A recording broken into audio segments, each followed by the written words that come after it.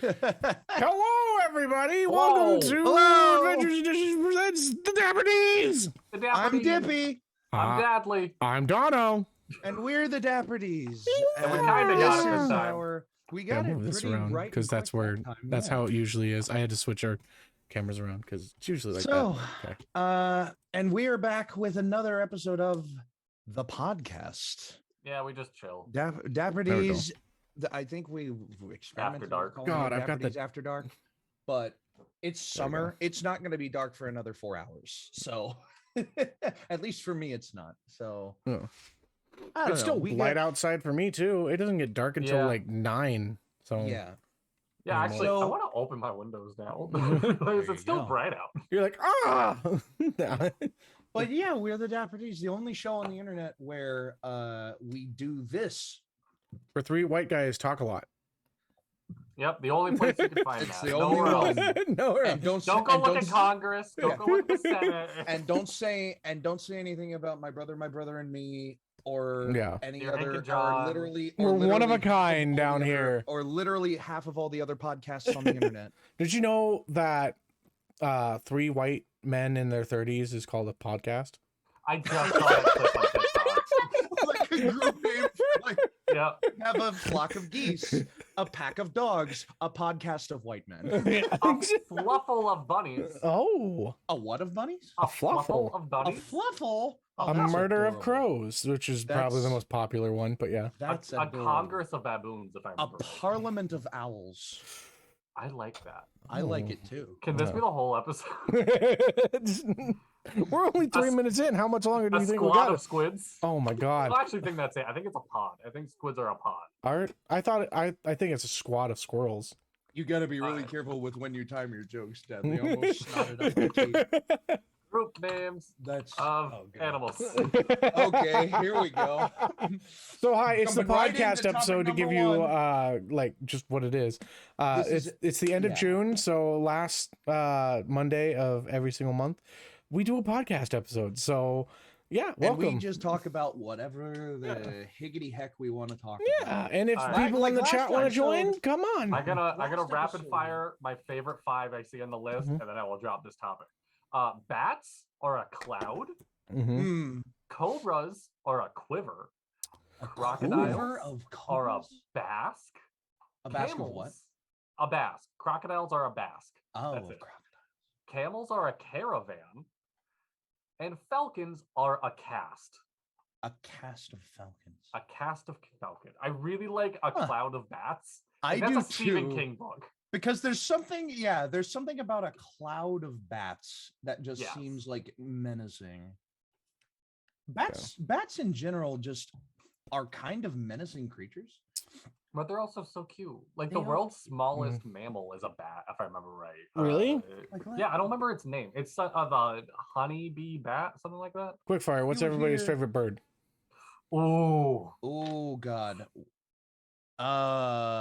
Quick fire, come on. Quick fire. Pull the trigger, pull the trigger. Seagulls. Seagulls?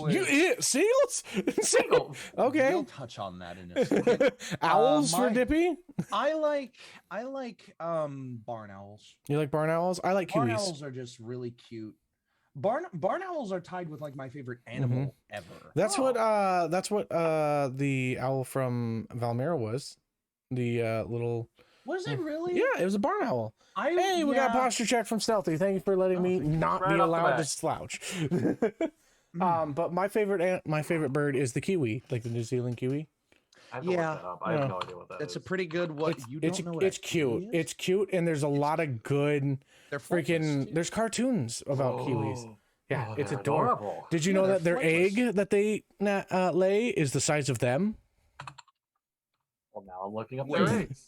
Wait. Look They it up. lay an egg- Yeah, What?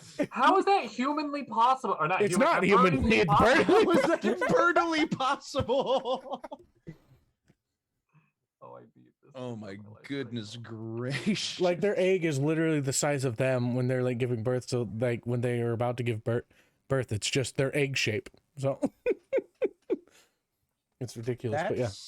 That's unbelievable. Mhm. They don't it's die a thing. in that process. No, do they don't. No.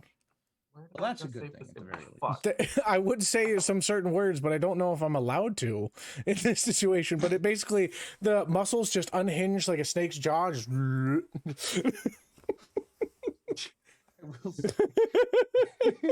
I want to go home, Mom. All right, Pick Mommy! up the up. Dippy, you're allowed to take that picture of Dadley where he's just like, and use that for the thumbnail. We were just going through how all the I was- thumbnails have I'm really just bad gonna say- pictures of me. I'm just gonna say I did just try to get a thumbnail image like in a higher resolution because we're in the meeting now, Mhm. and Dadley's face was in the middle of shaking his head, and it just blurs out his face like he's I a move convict so doing much. an interview. You I'm do. a very bouncy person. Yeah, it's okay. Do you want to just like pause like 2 seconds for a thumbnail? All right, everybody pose Just for like- thumbnail. Yeah, just pause for thumbnail. Okay, you can move again. Okay, cool. I don't want. I don't trust. All right. There, I got it. All right, we're good. So, did guys, people come in with podcast topics? Yes. We did not communicate we've before. never. We Why didn't talk why about do any metal podcast bands topics. why do metal bands logos look like ground beef? Ground beef. I feel like it's so. Part of me feels like that they do that because they're trying to encapsulate the chaotic energy of their sound. Like, but then you have bands. I went on to Bandcamp one time and saw this This metal one time band at Bandcamp, yeah. Wait, Onto they have the- metal onto the bands webs- at Bandcamp? on the website Bandcamp. Yeah. Okay. Okay, I'm So listening. Bandcamp, it's a website where you can Mhm. find a lot of artists' stuff. You can buy Yeah. stuff from Bandcamp, but Oh, okay. I go to Bandcamp for the free selections. You Mhm. go to Bandcamp, and there are a lot of bands who will put out their material for free, for Yeah. like LP material for free. They'll put out whole albums for free. And one of the ones I found was called Pastoral, Pastoral. Pastoral. They are an atmospheric blue metal band Mhm. that makes just these dark, looming, mysterious, just atmospheric soundtrack type songs, but their logo looks like any other metal band. Like it's or so similar to other metal bands. It's Mhm. just like spikes and evil It is- and like scary. Like, BT does. It "Rrr." is Yeah. constantly updating.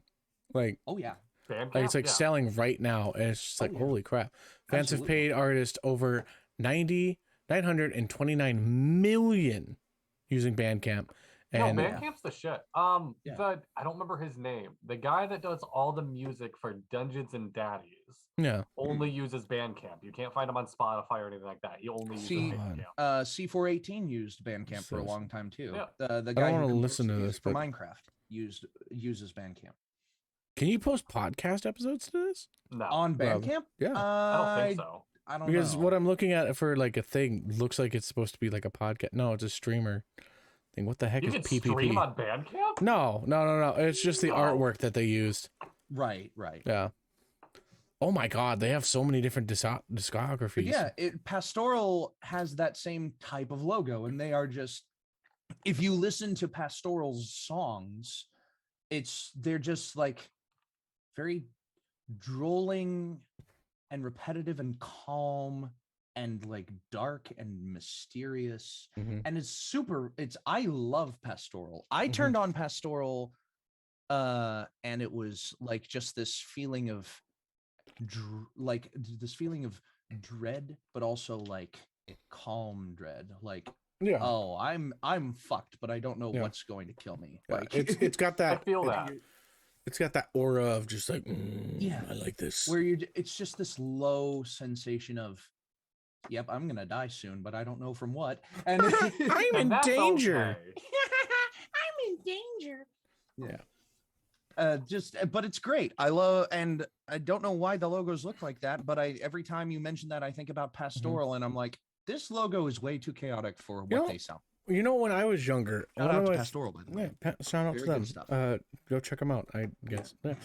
Shout out. Their when I self-titled was album is younger- on Bandcamp. Go Yeah. check them out. When I was younger, one of the things that I would love to do is go on YouTube and just find bands that like haven't made it yet, And I'm just like, yeah, they're gonna make it. They're good. They're good. They're good. They're good. Like just being able and like predicting every single band that I've ever done that to did it besides like one indie band. Oh, and that was because they left after that one. But yeah, okay. yeah. Who was the one that didn't make it all the way? It was someone that I found out through Passenger. Oh God, I'm trying to remember the guy's name because it was just a singular guy, but he had such good calming music. But it was like he had mainstream sound, but he never went mainstream because he chose not to. He wanted to be more that's totally fair. Yeah, and so I was just like, you have the potential and stuff, and I like would tell people like, check these guys out, they're gonna be huge. I freaking know this. And I predicted bands like Set It Off, they were Picturesque, huge on YouTube before they blew up. But when I found them, they were literally like, they had probably like 1,000 to 2,000 views on each one of their videos before and whatnot. I remember seeing This Wild Life back when it was just like their old discography and Puppy Love, and just being like, oh, okay, this band's going somewhere, and watching them get signed to what was it, Epitaph is who they got signed to, right? Okay, I wanted to say that correctly. Leave it. And then eventually leave it because they wanted to be independent, which good for them. Yeah, like solid choices. Get that purse, my guy. But like also live the way that you want to live. But yeah, I just like, that was a thing that I did a lot when I was younger. It was just like, I really enjoyed just seeing if I could predict these bands, and I just had an ear for it.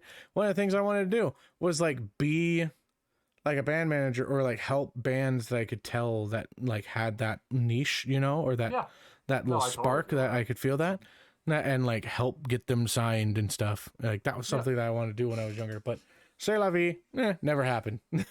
No, I feel that. I've been in so Connecticut, so it's a meme, nobody would understand unless you're from Connecticut, about douches that talk about the music scene of Connecticut. Because you can go to any fucking garage party and hear some asshole in the corner being like, no, Connecticut has the best music scene because we have the blend of like the New York sound up there and the Boston sound coming down. And it really Connecticut does have, though, a great music scene. I've been in it for a long time. I've been in different bands. And it's a lot of fun. That's where I wanted to be. I wanted to be booking shows and whatnot. I've been fortunate enough to write music for these bands and have a good time with that. But yeah, I'm legally not allowed to say the songs that I wrote. But yeah. Sure. Well, there you go. Yeah, that's kind of dope. Yeah, that's really dope. Yeah, I like that we're all like, well, obviously you can always get connected to the music scene, freaking whoever it's you very, are. If you know where to look, it's easy to find a music scene. Yeah. Oh, yeah. See, in Nashville, just find a hole in the wall and turn to it. Yeah, there's that, but there's also the fact that of just like, in Nashville, there are a lot of bars on Broadway that play live music, the live bands. But a lot of the bars that play live bands are like bands that are covering songs that have gotten mainstream from other country music artists. The original music of Nashville is a little harder to come by, but sometimes you pass by a place, and most of the bars that are playing with live music have open front windows. Like there is no glass in the front windows so that all of the sound can be sent out into the street for everyone to hear it. And it's just like, that's kind of cool. Yeah.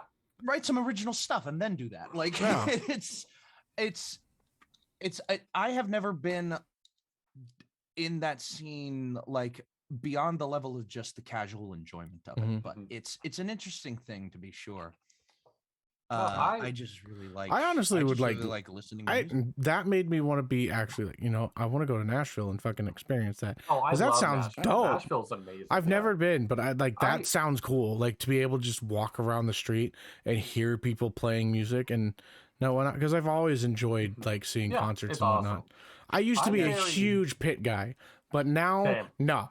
I have back problems now. No. Dropkick Murphys with Whales. Oh my god. And I was just like, I can hop in that pit. I'm good. I survived like 5 minutes before I'm like, I can't. I'm too old. I love how every episode we've talked about so far has gravitated back to music. Well, that was like the first question. We're big music guys. The last little thing I want to throw in is like, the music scene has given me one thing that I love to this day, Mhm. which is anytime my kids look at me and they're like, Dad, you're old or you're not cool anymore. I just get to sit back and be like, motherfucker, I used to go see concerts in storage units of people screaming about their emotions. I used to be cool. Like, You used to feel cool. That was remind everyone how old you are again, Dudley. I'm 25. yeah. Okay, yeah, you're getting old. I'm 27. Yeah. I'll be 28 next month. Yeah. I am. How old are you? 12? I'm. 12, 13? Yeah, I'll be turning 13 years old in about 2 weeks. No, I'm 20. I'm 23. Going to be 24 in November. So. Okay. Yeah. All So right. we're like. Dippy, you went to the NASCAR races that week, right? Like you went to like 3 of them. Yes. Oh, So what was that like? So Nashville Superspeedway is 20 minutes away from my house. When I learned this fact, I immediately got a 3-day pass. How long did it take you to learn that it was 20 minutes away from your house after you moved to it? From what 20 point? minutes. From the time I got back in, from the time I get back into the hobby, or no, like, well, I guess when you got back into the hobby, but like, how long did it take you after wanting, like, being back into it and being interested? Yeah, so I started watching NASCAR again about halfway through the 2021 season, maybe about 2/3 of the way through the 2021 season. And I regarnered interest in it because of a driver by the name of Matt DiBenedetto. He was he was featured on NASCAR's TikTok, and it found my For You page somehow. NASCAR and I'm like, TikTok? NASCAR has a TikTok. Yeah. I mean, like, NASCAR, like branding. There are NASCAR drivers that have TikToks, guys. Yeah. I love that. You got on TikTok specifically, you have Mayat Snyder in the Xfinity series. You have Ryan Vargas, who was sponsored by TikTok for a race. Sweet. And you have Haley Deegan, who has over 2 million followers on TikTok.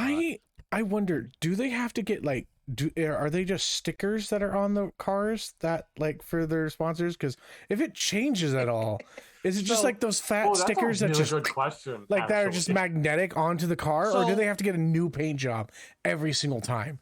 So we can talk about that very quickly beforehand. NASCAR cars are now wrapped.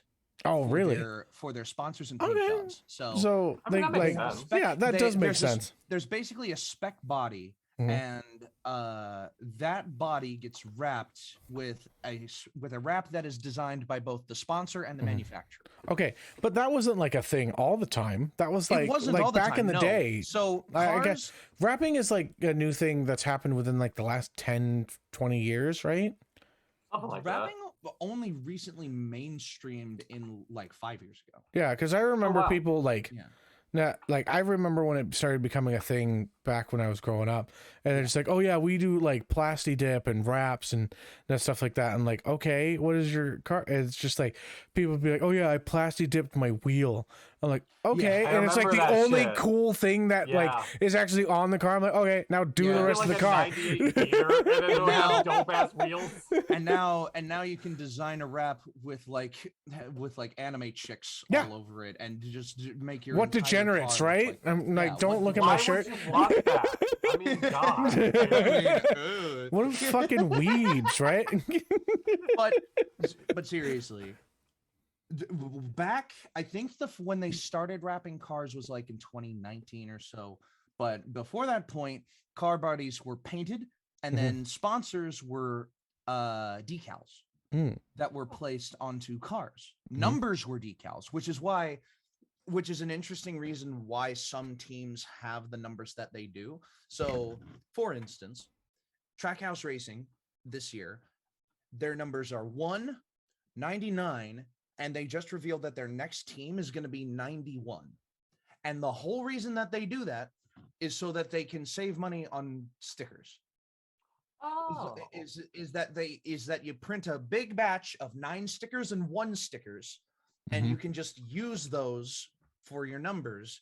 And when it was older paint schemes, like you would have the bigger teams would use as many numbers as they could because they had the money for it. You had Hendrick Motorsports has the number 5, the number 24, the number 48, and the number 9. Like so it's just sticker. It was just stickers. 5 different numbers, Oh. but some teams had numbers so that they could save money on printing stickers. Some teams printed stickers and then cut the stickers to make different numbers. Honestly, I think they should have done like the high-powered magnets. That would have been smart. Would have worked. Yeah, because that way they could have just like kept it in. NASCARs very regularly go 175 miles an hour plus. Yeah, that's high-powered magnets, my guy. Magnets aren't going to stick onto a car for very long at 200 miles an hour. Well, I guess you can't make disappointed getting a sticker though. Like no. They're fun. I mean, I've got a couple on like a little special thing. We should make stickers. How come we don't? We should make stickers, my guy. We should. Like that. Honestly. Let us know what stickers you want in chat. Even my design that I gave to you guys could be a sticker. Are we able to make stickers on the? No. Oh yeah. By the way, we have a store. Go check out the link tree in the link page. Yeah. We sell merch and all that stuff. I should really get like some like things that just circulate that show off or whatever for streams. We can add it. We can add it to the cards when I work on that. Maybe. Yeah. Oh, by the way, but to backpedal a little bit. But to backpedal a little bit, I went to when I got back into the hobby about 2020, 2021. I was like, gee, I wonder what NASCAR is doing nowadays. And I tuned into whatever race that was. I forget the specific one, but it was like right before the playoffs. So it might have been right before Daytona. Again, not sure. But I was just trying to pick up whatever races I could pick up. And at the time, there weren't that many that I could pick up. Now that I've gotten back into the hobby, at the beginning of this year, I looked at what the new schedule for the Cup Series was going to be. And I noticed that one of the tracks was called Nashville Superspeedway. And I was like, that's odd. I've never heard of that track. And I looked up where it was. And I was like, oh, okay. It's just outside of Lebanon, Tennessee. Like, I know where that is. And then I looked up just for shits and gigs, like where that track was in relation to where I live right now. And it was a 20-minute drive. Like literally, I just took the ring road around Nashville. And then there was one exit off of that ring road that goes to Nashville Superspeedway. And it was 20 minutes. And I thought, that's incredible. So before the race came to Nashville Superspeedway, I made that drive just to look at what Nashville Superspeedway looked like. And it was big. You go up a very small hill, and then you get to a intersection where you turn left to go onto a road for the general parking. Okay. And as soon as you stop at that turn, there it is. It's this giant 1.5 mile track. That just is right behind this tiny hill, and then you turn and it's right there. There's one set of grandstands. They bring out temporary grandstands for more people when the race days come. And this weekend, I went to all 3 races. That's awesome. One of them, I was able to go with my parents because my parents were able to drive up, and I asked them, so this is Nashville Superspeedway. It's close. You're only 2 hours away. Is there a possibility you would want to come to one of these races? And they were like, maybe. And then a couple days later, they were like, okay, we can visit the truck race with you because your favorite driver is in the truck race. Oh, that's sweet of them. And I was like, because unfortunately Matt DiBenedetto got kicked out of Cup Series competition for controversial opinions, not like opinions that the sport was trying to walk away from, and no team was willing to sign for Matt DiBenedetto after that point, and it was just in the Cup Series. So he went back down to the Truck Series, and he's racing there now. And if he hadn't have done that, I never would have started watching the Truck Series either, which is the Truck Series is so fun. But I went. It was the first Truck Series and the first lower division series I had ever been to, race I had ever been to. And both of them were very fun. The Truck Series especially, because I was with my parents and Matt DiBenedetto was doing so well. and he went into turn 4 on like lap 138 of 140, and one of the other truck drivers basically made it 4 wide and put him into the wall. And I was like, well, that son of a bitch. He ended up finishing language. He was competing for like a top 10, top 5 finish, and they ended up finishing 31st because of the actions of some other guy. But that's all it takes. That's all it takes, is that it takes 1 second. It was annoying, but another driver that I was okay. Another driver won that I was okay with winning. And after he won it, it meant that he won both Nashville truck races back to back, which was that's awesome. The one from last year and the one from this year, Mm-hmm. which was kind of cool. I would have rather had someone else win, but it was okay. And the facility, because the first day was the first time I got to tour the facility in its full capacity, was fantastic. Nashville Superspeedway is such a great facility for its fans. There are lots of amenities everywhere. They had water cooling stations, and like they gave out cooling. It's not like towels. them other redneck places. This place has got class. It's got class. It's got them barbecue bear brats. There was a barbecue place that was sponsoring the food at Nashville Superspeedway called Puckett's, and they had this dish called Piggy Mac, which was basically just that's the most southern thing I've ever heard. It was this really creamy mac and cheese. No, the turducken is the most southern thing. It was creamy mac and cheese on top of pulled pork, and it was delicious. That is some good stuff. I had some of that during a fair on my daughter's birthday. There was this place that was like a Mac truck or whatever. Like it was a food truck. It was a mac and cheese truck. Yeah, it was a mac and cheese truck. So yeah, they had like a bunch of different stuff, and I'm just like, you know what? And one of them that they had there was like a pulled pork mac and cheese. I'm like, all right, yeah, sure, I'll try that. And oh my God, it was so good. My kids loved it. I loved it. I was like, and like food trucks, they always give you like that good portion size. Yeah. It's just like fat, and you're like, yeah. I don't know if this was worth $12, but yeah. None of that is the best part. I will talk about the Cup Series in a second because there was a lot of stuff going on with it. But the truck and the Xfinity Series, I was working on the day of the Xfinity Series, and the Xfinity Series race started at 2:30, and I was scheduled until 2, and I was begging the people at my work, please, I just need to be out of here as soon as I possibly can be so that I can actually make it in time for this. And they were like, okay, we'll see what we can do. And they let me go at 1:45. Hey. Which was enough time for me to finish my side work and everything and be out the door at 1:55. Fantastic. And I made it to the track just in time for the command to start engines and for them to start rolling. Hell yeah. And then it ended up being boring because one driver dominated the entire race. Oh, rough. There was a point where he had a bad pit stop, and then he like fell back into the ranks a little bit, and other people were leading, and it was like, oh, this is cool. And then it was just like, oh, who's that? Oh, it's him. It's him again. Just, like, it's that guy. Yeah. Fuck him. And he just dominated the whole race. It was a really quick race. But the other thing that I had planned on doing was having dinner with a friend of mine, a friend that you guys know, Tiggy Biddles. Yeah. But Tiggy had problems with their travel they were moving across country. Yeah, they're moving to North Carolina. They had problems with their travel arrangements, and they had to move on.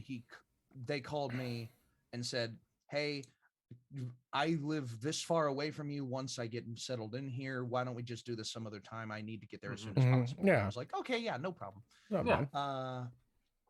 But that kind of coupled together to make the Xfinity Series race kind of boring. And it wasn't as big of a crowd just because it was a lower division race. It was still a fairly sizable crowd. Yeah. But all right.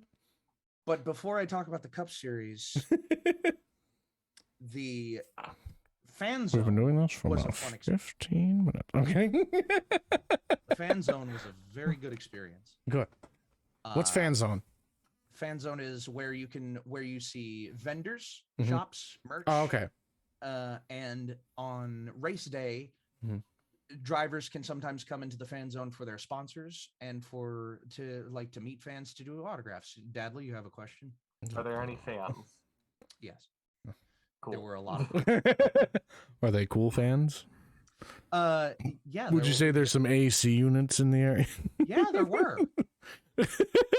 There actually were. I know that you're trying to do this as a joke, but yes, there actually were. There were big cooling fans. There were like ice fans. Did they have That's any of very those nice. fans that were like made out of coolers? Yes. Have you guys seen those? Like the coolers that are. These are the amenities he was talking about. Yeah. Yeah. There are lots Oh. of great amenities.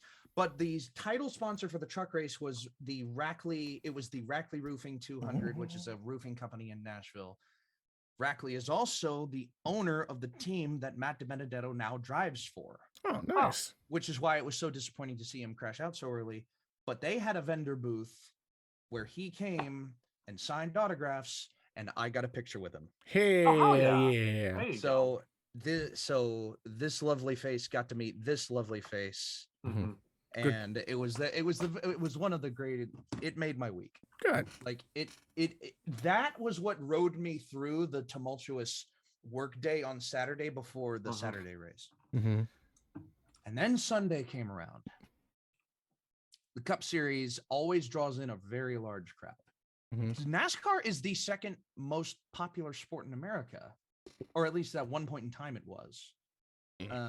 It's still one of the highest rated sports in America for its time period. The only sports it really competes again for screen time against a lot of other sports.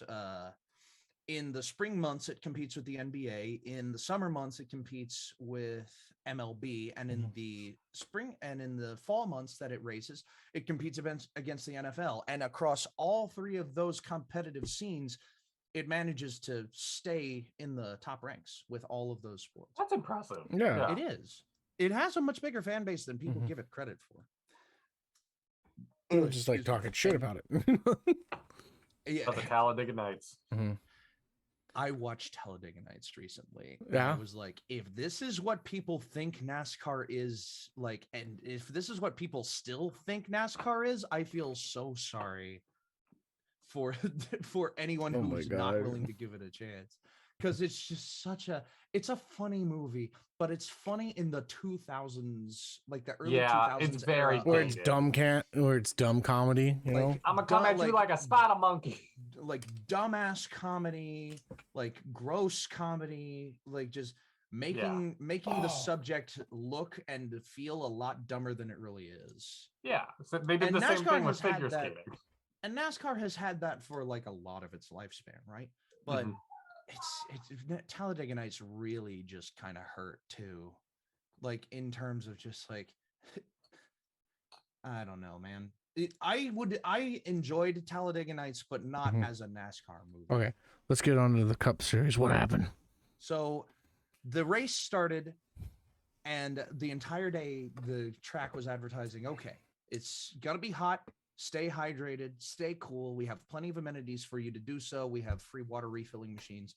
Just make sure you're hydrated, make sure you're cool, make sure you're staying safe in our stands today at the track. I counted at least 7 or 8 times that they said, and remember to stay hydrated or something to that tune. Oh, good. That's nice. And then I was looking at the radar app on my phone, and I noticed that there was kind of like a cloud. Mm-hmm. There was like a system. Is it bats? It was actually. It's just flying across. But there was a storm system forming around kind of like all across Tennessee, and that one of them was headed right for the track. And then a couple of minutes after that, I felt some raindrops. I threw the caution. Raindrops. They looked at the radar and said, they looked through the radar and said, it was a tiny cell. We're going to move on. A few laps later, more raindrops, and then lightning. Lightning mandates a 30-minute break. For a 30-minute evacuation period for like, okay, for the safety of the fans, you have to get out of the grandstands into your vehicle because there's lightning, there's a thunderstorm in the area. And then it started pouring rain like Poseidon himself had called upon a pox on the land. Like it was There were golf ball sized raindrops. Damn. It was pouring down rain for about 2 hours, or about an hour and a half. And that meant that the race was delayed. Obviously, they had made it to lap 138, which was 11 laps before halfway.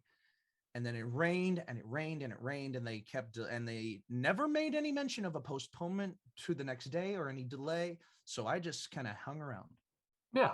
And a lot of people left, and I was starting to lose my courage. Like, I don't know. A lot of people are leaving. I walked around after the first delay that they called and saw people from Wisconsin, Washington State, Oregon, New York, Connecticut, New Hampshire. There was a New Hampshire plate in the parking lot at the track. Yeah. And I felt so bad because people just had to leave because they had no other option. Yeah. And then at 9:30 last night, they said, all right, the track is dry. We're going to race. So they pulled it back, and the grandstands were about half full from what they originally were when I got there. Yeah, makes sense. And the final half of the race was amazing. The racing, it was close. It was competitive. There was a lot of movement all around the track. It was so fun to watch. And it was 20 degrees cooler than when it had started. Yeah, that's exactly what I was just about to say. Yeah. And remember to stay hydrated, you cool motherfucker. And everyone was just, and it was such an exciting turnout. The way that it turned out, the whole day had been dominated by one team and their drivers. And then the most popular driver in the sport, Chase Elliott, managed to pass all of the people on this team, Joe Gibbs Racing, and make his way up to the front. And there was like a last minute pit call for a lot of teams that were like, okay, if we get fresh tires and fuel, we might be able to make something work here. And Chase Elliott just held on to that lead for all 5 of the final laps, and he won at Nashville Superspeedway. The crowd was roaring when he won because he's the most popular driver. He's been voted the most popular driver 5 years in a row now. Ooh. And he is just like, we talked about him in the tier list episode a little bit. And Chase Elliott is just, he draws in such a cadre of fans to him just because he is who he is. Yeah. He's the son of the perennial most popular driver of the 90s, Bill Elliott. He won 16 times in a row, minus 1 year when Dale Earnhardt was voted the most popular driver after his death. But every other year in between, like 1985 and 2000, when Bill Elliott was on the ballot, he won most popular driver. And it wasn't even a contest. He pulled his name off the most popular driver ballot in the year 2002, just so other people would have the opportunity to win that vote. That's wild. It is also wild. Like, that's humble. Like, I know he won it a lot, but also like, I don't think I have the guts to do that. I'd be like, if you want to vote for me again, like, it's fine. Like, I could spend like an entire Dapper D's episode expanding on this, but I'll wrap it up by saying, if you ever want to come to a NASCAR race, hope it gets rained out so you can go at night. Yeah. Well, not every track has lights, so not every track has lights. Yeah, the vehicles don't even have lights. Vehicles no, don't. that's The cars don't have lights. They're painted on. Yeah. Or they're wrapped on, or they're stickers. Yeah. But some tracks can't afford to have lights. Talladega Superspeedway is a 2.5 mile long superspeedway in the middle of Alabama. This is a massive sport, and it doesn't have, like, they can't afford lights? My God. The town of Talladega, Alabama can't afford the infrastructure to install lights. It's like Nashville Superspeedway can afford it just because it's so close to Nashville, one of the biggest markets out. Yeah. Bristol can afford lights because it's a short track. A lot of short tracks can afford lights. The longer the track is, the harder it is to light the track. They need more light. Yeah, exactly. You gotta get them watts, my guy. It sounds simple, but that's really the only thing that keeps tracks from having lights. So if you ever want to go to a NASCAR race, I recommend Nashville Superspeedway because it's unique, it's fun, the amenities are great, and just if you happen to come by, I might also be there too. You'll be there. You can go say hi. You can go say hi. Well, I've been telling cool these stuff. two. I've been telling these two dummies about it for the last 3 months, and neither of them were able to go. Yeah. Well, on that note, Donna, On that note, you went on a little road trip. I did. I went in. I hit up a bunch of freaking game stores because Support it was your local game store. yeah. It was free RPG day. I don't have a local game store and such that like does RPG stuff very much. I have one store and all they do is Warhammer 40K because that's what Adrian. Oh. That's where I am. Like it's supposed to be popular, and I'm just like, all right, cool. Nothing against Warhammer people, but have fun doing that. Everything against Warhammer. Fucking nerds who play D&D like But kids. I got a ton of RPGs. First, I got the Critical Role, A Familiar Problem. It's a 1-page RPG, but I got like a bunch of copies of it because Such a like good in game. yeah, it is.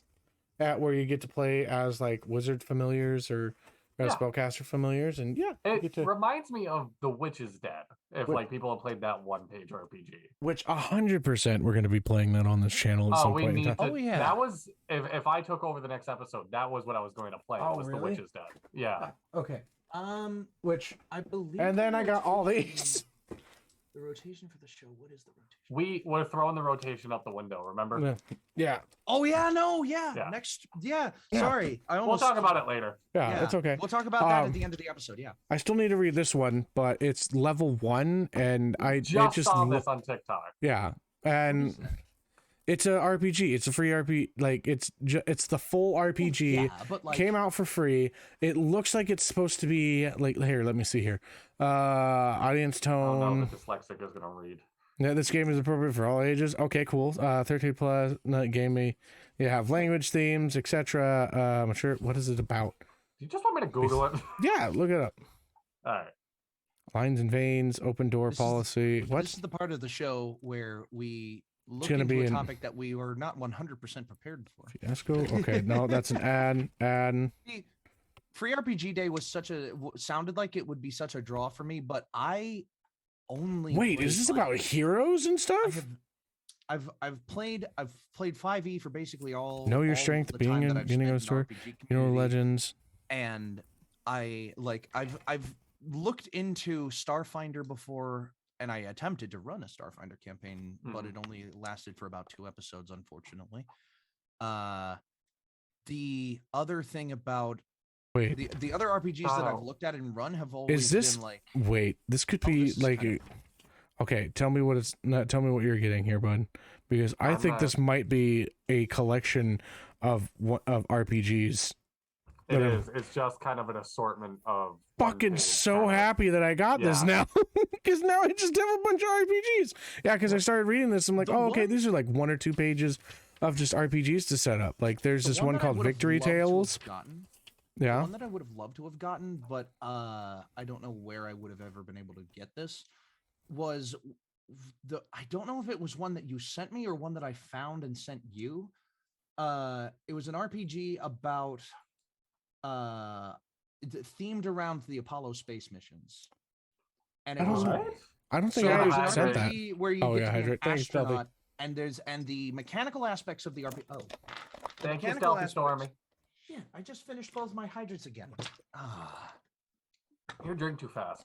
I do. You're gonna have to pee here soon, my guy. But the Raise my it's minions. like the Apollo 19 operator's handbook or whatever it is. Hmm. The mechanical aspects of the RPG is 1 page. And then there's about 10 pages, and then there's about 10 pages of aspects about like creating a character, equipment, like potential settings and scenarios.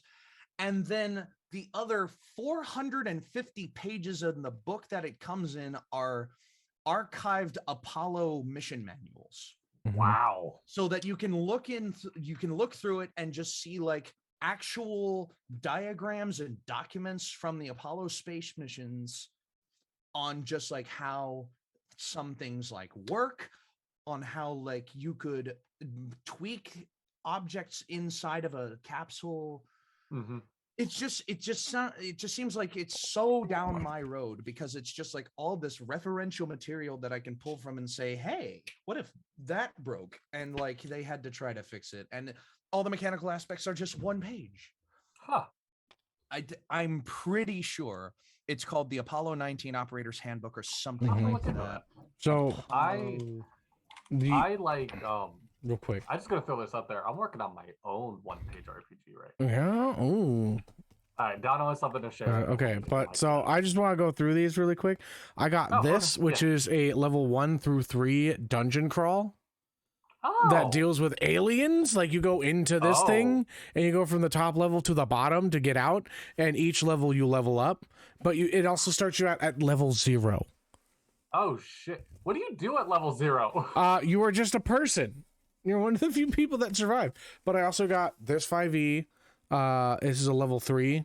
I've seen this before, yeah. Yeah, this one. And then I'm excited to learn and read about this one. It's Root. So, Root is like a board game before it was a TTRPG.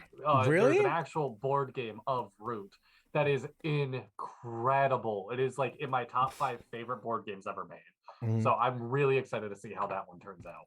And then, so I want to read that, and I got a second copy of it just because, like, if I ever run it in person or something like that, I can have one for me and then one for like my players. Absolutely. Which I'd probably run it as like a small group just to keep it like simple. And then I got this, which is a just an adventure for 5e, and it comes with a battle map on the back, and I'm so fucking excited about that because I haven't even cracked that open yet, but I want to play it. But yeah, I am fucking like, ooh. I wish I had time to go out for free RPG. I just looked it up. It is the Apollo 47 Technical Handbook. Mm-hmm. It is available from Tim Hutchings Games, aka thousandyearoldvampire.com, for $10 for the entire PDF of it. Ooh. Okay. That's not bad. And you know how I said the last 400 or so pages? Mm-hmm. Yeah. Let me see.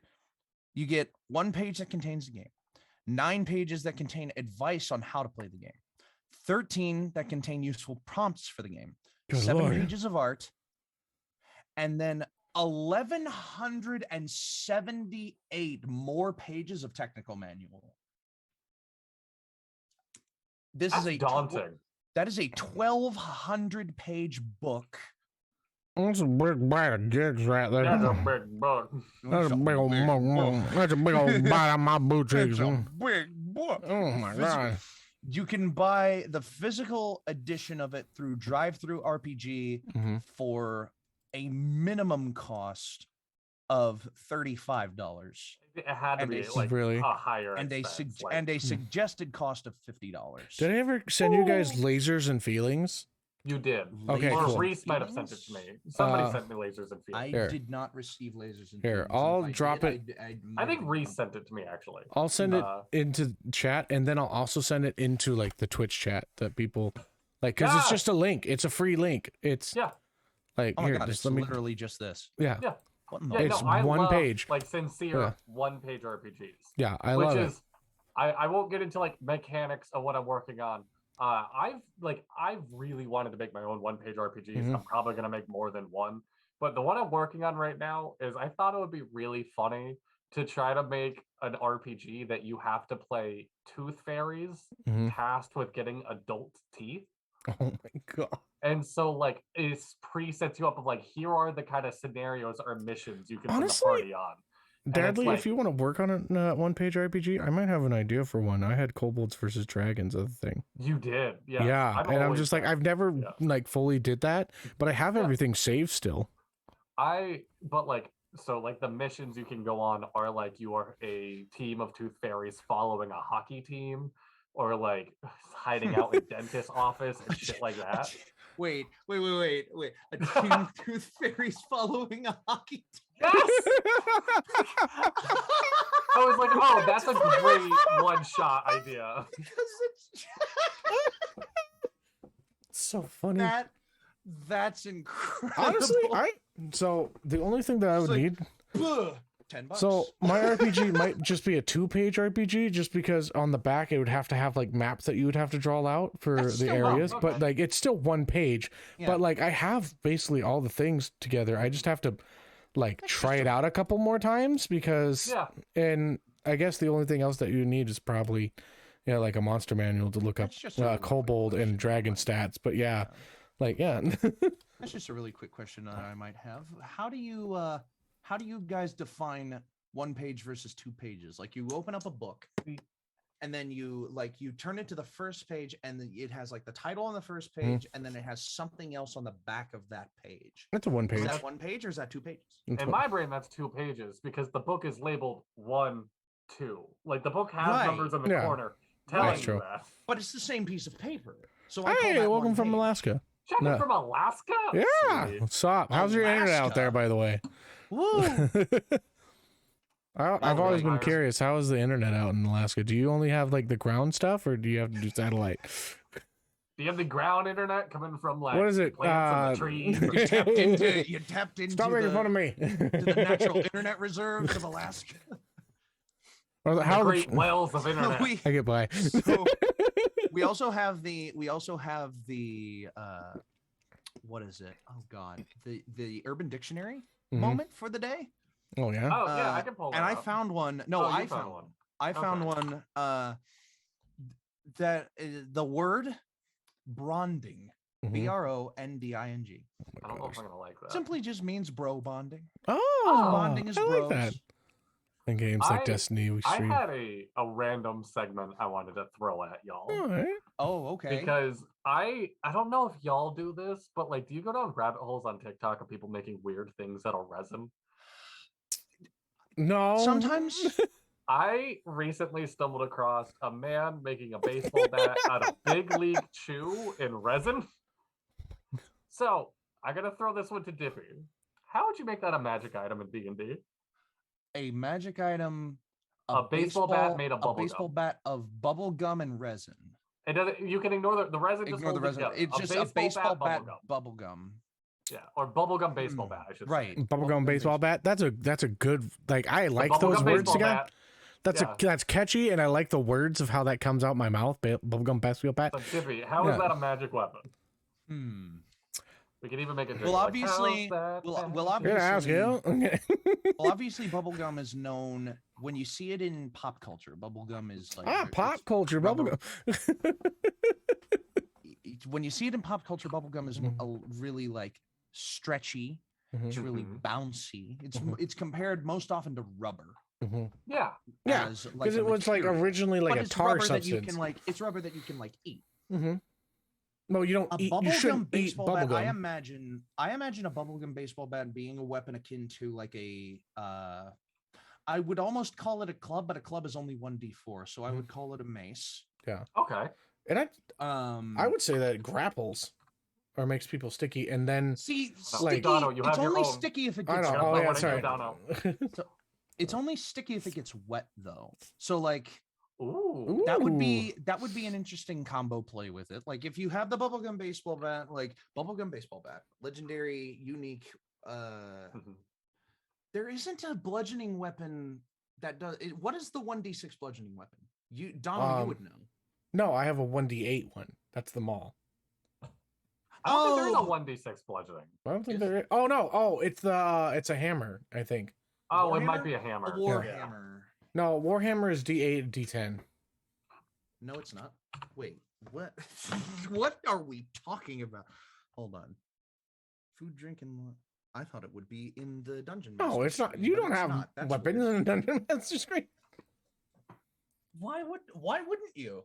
A weapon in the dungeon master screen would tell you. That's for like shopping and stuff like that. Here, let me pull out my dungeon master. Hold on. Now we're just pulling out our fucking player's handbooks here. I think it's in the. Oh no, wait. Dungeon Master Guide has like magic items. That's right. I also have like other one. Like I realized that I have other, like one shots that I'm wanting to run. Books that I've been given.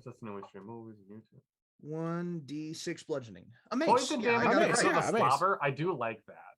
Oh, a quarterstaff is also a d6 bludgeoning, but the quarterstaff is versatile.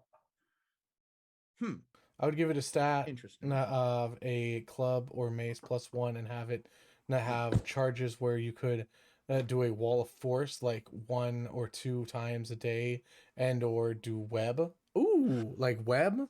See, do but like that's that. just Yeah. like I can see that, but I see something like even like I see something this being an even more legendary what? item. I You thi- find the bubblegum baseball bat, Mhm. and you notice that it's like it has a very high elasticity.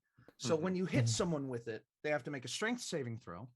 Mhm. I would say, depending on the level of rarity you would want it to be, it would either be like a 10 or like a 13, or like if it was a legendary weapon, I'd call it like a 15. Yeah. Okay. Make a strength saving throw, and if they fail, they get knocked back. I would say either 15 or 20 feet, and they would go prone. Mhm. Okay. So but if you get it wet first, if Mhm. you like moisten it, then If it's the raining. damage goes from 1d6 to 1d4, but it's an automatic grapple. Mhm. Oh, okay. On I a like hit. it. Okay. Yeah. So Like like that. you hit, and then it's just like, and it's Mhm. stuck to them, and they Yeah. they have disadvantage on their grapple checks because you can never get gum out of your hair. Yeah. Okay. So- I really like Oh, what if nat 20 you hit him in the head and it like begins like that. it Ooh. causes suffocation Oh So- god, yeah, that would and be. they have to start making con no. saves. Sorry. No, the same TikTok account made another baseball bat I'll throw at you on how to make a Okay. magical weapon. Okay, real quick. Yeah. We should have a Yes. Dapper D's episode where we each like pull up D&D Beyond and make a magic item. I love And this post idea. that. I'm Sorry, always go. making magic items. Your baseball bat was Okay. made out of chicken nuggets. Oh my god. Oh, the chicken whacker The chicken whacker. or the nug Oh, yeah, and or my- the nuggy and my- thwacker. And my baseball, my bubblegum baseball bat is called Big League. Is the Big League? Oh god. Okay, it's a I plus one. just Okay, had real it. quick, it's a plus Wait, 1 weapon, and you can roll a d4, and on a 2 and a 4, you get a random chicken that like shows up in the room. On a 1 or 2, you like do heat metal damage not one time. Heat metal Yeah, which is just a d10, I think, right? on, Okay. Yeah. on a chicken nugget baseball bat? Yeah, you just do an extra d10, so it's random. You either get a chicken or you get you do some metal damage. It would probably be up there in like legendary item, but it's the chicken bat. It's the chicken bat. Chicken whacker. Yeah, the chicken whacker. My Also, mini just looks like quick- a giant chicken tender. The big Yeah. hurt. Oh yeah. my mini quick pitch for both these bubblegum baseball bat. Depending on your strength modifier, depends on how much reach you get with it. If you have like a +2 to your strength, then it has a 5 feet reach. A +3 has a 10-foot reach because you are stretching it out as you swing. Oh, that's so good. That's that kinda was my fun. idea for the baseball bat, and the Mhm. chicken baseball bat is on a hit. You roll a d8 on what chicken nugget sauce the person's getting hit with. Of like sweet and sour would be poison damage. That's so Barbecue would be good. fire damage. God. Oh my god. And on That's a nat 20, you incredible. can pick Ooh, which it is. on this Oh my on this God. Dapper D's episode, we each have to find like a picture of something Yes. that's just random, and it's just Wait, like, okay, Yeah, make that's an what item. I We thought the send- concept was. Is we that send you find, each other things Oh that my we God. have Yeah. to make. You into find a Yeah. magic- cursed okay. images. We each find an Cursed- item for like, and we're assigned to Yeah. each other. It's like, so you're gonna make an item, like you're gonna find an item for Dippy. You look I'm gonna up, find an item for Dadley, and then yeah, Dippy finds one look for up me. a cursed image. Yeah, Yes. And we could do this with like multiple cursed images depending on how long. Mhm. it takes. I will also say, if y'all at home find weird images out and about, you can email ANI and send it to us and be like, make this a magic You weapon. can. we can And we'll also check it like, out you on know, Dapper D's. also join the Discord. Freaking Join come the chat Discord with as us. well. Yeah, It's right yeah, in the link tree. yeah. Come It's in chat the with link us. tree, right? That's it's in the link tree. Okay. Marvelous. I think so. No, it's in the link tree. Let me go check. So we could like look up these Yes, it is. just Okay. Yeah. You could look up the cursed images, and then everybody would have to make weapons or whatever. If it's a cursed image that doesn't have an item specifically in it, then you just figure out like what item might have caused it. Well, we're Or each like, getting a cursed image for each one of us, so we could come in with 2. So essentially, each one of us picks out 2, 1 for each. But like, I want to, as we're like live, to pull up D&D Beyond, stream that, and then us creating the item. So, like, this is why we need a Patreon, because I want to make the magic item cards. Yeah. Oh, dude. Yet another argument for us to actually make. We should just make a Patreon. At this point, yeah. Come on. At this point, what's stopping us? Yeah. We'll try to do it before the next campaign. Now, here's the problem. Here's the thing. Is it the A&I Patreon or is it the Dapper D's Patreon? I would say A&I. A&I, because then it would just be like a delusion of like everything, and like each show is able to bring something to it. Yeah. It would be the compiling of all of this other stuff. Yeah, that would be fun. Please tell me this is a real thing. What? Cursed image meme generator. Oh my god. Are you what? No, just go through the stock photo sites. You'll find some weird shit, man.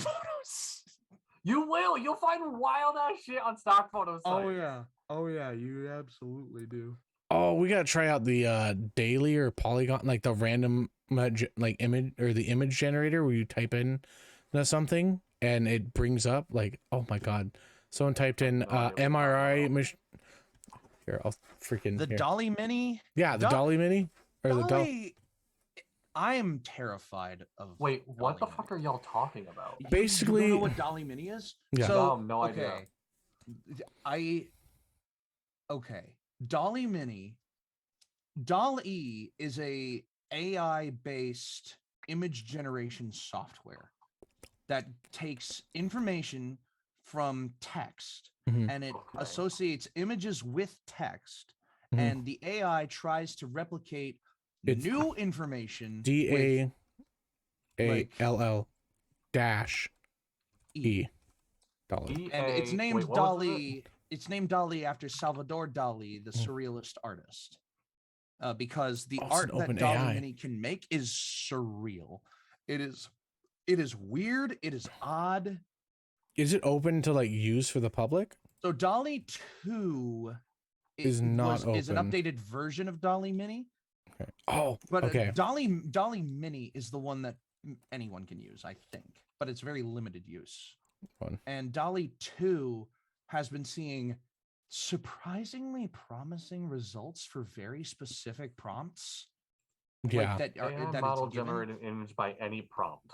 Yeah, and it's just Copy. It terrifies me because Dapper it just seems like you could make it seems like you could make anything with this, and that can go so far down a rabbit hole of just like misinformation. Why did I put in Dapper D's and it just shows up a freaking it's just the 3DS. That's it's not loading on my end. It takes forever because it's generating an image. But yeah, like mine I did like freaking a minute ago, and it took a full minute to be able to do. You can also put in a style. You can put in parameters. You can put in like an artist, like in the style of blank, and it will try its best to come up with something based on. I kind of like what it made me. So I looked up the Dapper D watercolor just to see what it will give me. And it'll take a little bit for it to do this. But it just seems like if this gets to a point where the images it makes are indistinguishable from images taken with like real cameras or real footage. I put in Pikachu and ugly Sonic art. Oh God. Just cursed image. See, this is the problem. People start by making funny things with it, and then someone gets the idea, what if I just made an image of like this politician colluding with this terrorist and just put it out on Twitter like, oh my God, I just saw this guy do this. That is a thing to be concerned about, but I don't think it I don't know. What I sent y'all in the Discord is I typed in Dapper D's podcast, and I kind of like the fucking thing that it made. Oh, hey. That's a good, like, weird. That's not a bad look. It's not that far off from our logo. Yeah, it's not. Which it's not. Surprising. Which, by the way, it will look up things online. Oh yeah. Like, Wait, what happens if you Google the Dapper D's? Oh my god. Wait. It will look up things online and then use that photo. Dude, wait, hold on. Mix it together. No, this is Hey guys, just so you know, I just Googled the Dapper D's, and apparently the Dapper D's is a very well-known cigar shop. Oh. What? Dapper D's Cigars in Jacksonville, Florida. Hey, look at that. And they're open. Yeah. If y'all want to go get a cigar. But we are the Dapper D's. And their logo is pretty cool too. Yeah. All right, I don't like this shit anymore. I don't fucking like it. Mm-hmm. What, the Dapper D's Fashions? Ooh, that is a nice cigar logo right there. Yeah. Because it's a cigar cutter. It cuts yeah. Yeah, that ain't bad. That's kind of cool.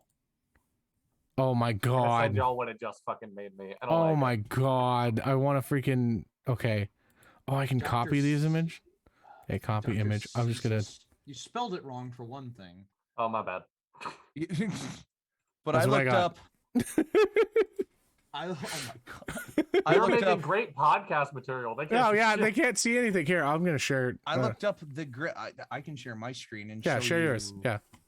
So I'm because we're in podcast mode. This is. Oh, now our face is covered up by. So who's this? Perfect.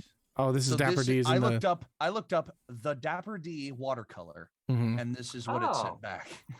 I see Walter White in the corner over there. Yeah, this is just like. This is him. This is that's the Dapper D. Yeah. Every single time I ever use like Dapper D in an prompt for whatnot, it shows like an individual within a suit or something like really. Has like one eye. He just has like one thing in the middle of his face. Yeah. I like it. That speaks to weird. I feel that. Weird. Banana Man. Banana Man looks like a spy hiding behind a magazine with a banana. Like that's just his eye hole that's cut out. Like not bad thought process. Okay. What if I look up the Dapper D? What's another art style that would be good? Like, I mean, you could do Dr. Seuss spelled correctly. Dr. Seuss spelled correctly. Hold on. Or I just looked up CalArts style. Okay. The Dapper D CalArts style portrait. The Dapper D's CalArts style portrait. I have no idea what this is going to bring back for me. This is a fun episode, guys. It's been a blast. It's been a blast. And my apologies for going on and on about the NASCAR stuff. No, you're good. You guys watching at home. Oh my God. Oh dear Christ. Oh, this is not good. Oh, no, they can't. Hold on, I can share again. Oh, it's not good. I really like it, actually. I don't like the bottom right. I fuck with something about that. Like, that's like real, like weird. That's a character that's gonna walk in and cow and chicken. Like, and what is this? What is this? Is that supposed to be its mouth? Oh, that's just my grandfather. Don't be rude. That's just.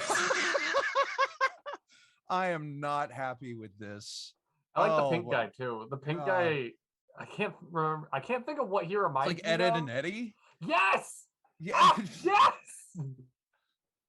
Oh, that man is looking for jawbreakers. You have so many tabs open. I just stepped into our best idea yet. And he's like standing on a picture of a monkey calendar. Ed and Eddie was a weird ass show. I love it to pieces. I know that's something we could talk about. Fucking cartoons and like shows that we had growing up. Shows that we were fans of or have influenced. So I typed in Donna's take. Oh, okay, yeah, I got you. Yeah. I typed in it's not letting me send it. Give me one second. I typed in Adventures and Initiative, and it looks like a bunch of aliens on a field trip. Oh, actually, I can screen share, can't I? Yeah, you can screen share. Yeah, I'll do participant screen sharing. I will do that real quick. If I can remember how to screen share. Oh, right, it's down here. Share screen. But yeah, Dolly Mini still is just like so It looks like a bunch of aliens on a field trip. Ooh. And I kind of love it. What in the world? This is Adventures and Initiative. Oh, that's the hell weird. is this prompt? What the heck? Adventures and Initiative? Oh my It looks like a god. bunch of aliens on a school field trip. Look at this one! Oh my god. They were having such a great time. Oh my god. That's just so. Oh my I god. love it. I love it so much. They're like hiking in like the mountains of Yellowstone. What a nice field trip they went on. I hope they had a good time. So, guys, Donna, while you were away, we came up with another topic, possibly. Yeah. Cartoons. What was the weird kid shows you liked? Yeah, the weird kid shows you had growing up that you may have liked, that you didn't get, that you like. Because like right off the bat, the weirdest I remember liking is the Grim Adventures of Billy and Mandy. Oh, Like, yeah. who pitched that fucking show? That's not super weird. I think Invader Zim was... Billy had a child that was a spider he constantly tried to kill. That's true. Pa, why don't you love me? Because you're ugly and I want you to die. See, I would say the weirdest one for me was Jimmy Neutron. Jimmy Neutron was in that infancy of CG, right? It was like Jimmy Neutron is ugly. When you go back and watch it nowadays, you're like, oh, this is rough. It's rough, but I loved it. Like, yeah. But I was also like, this looks weird. This doesn't look like all the other cartoons. Rocket Power was like a great show as a kid. The animation is terrible now. Like you go back and watch, like the kids like that are playing sports. Yeah, that animation is like atrocious now. It is really bad. It really is. But and it's just it goes to but all of that is so much better than like the early 2010s, late 2000s era of animation. You have like 2007 was peak, right? 2007 you had Chowder, you had Adventure Time, you had see, this is where like Cartoon Network lost me. I was not into that stuff. Like right. But like 2007, you had all of these great shows on Cartoon Network. And then in 2010, something changed. Cartoon Network looked at all of their programming and they were like, this isn't appealing to the kids anymore, is it?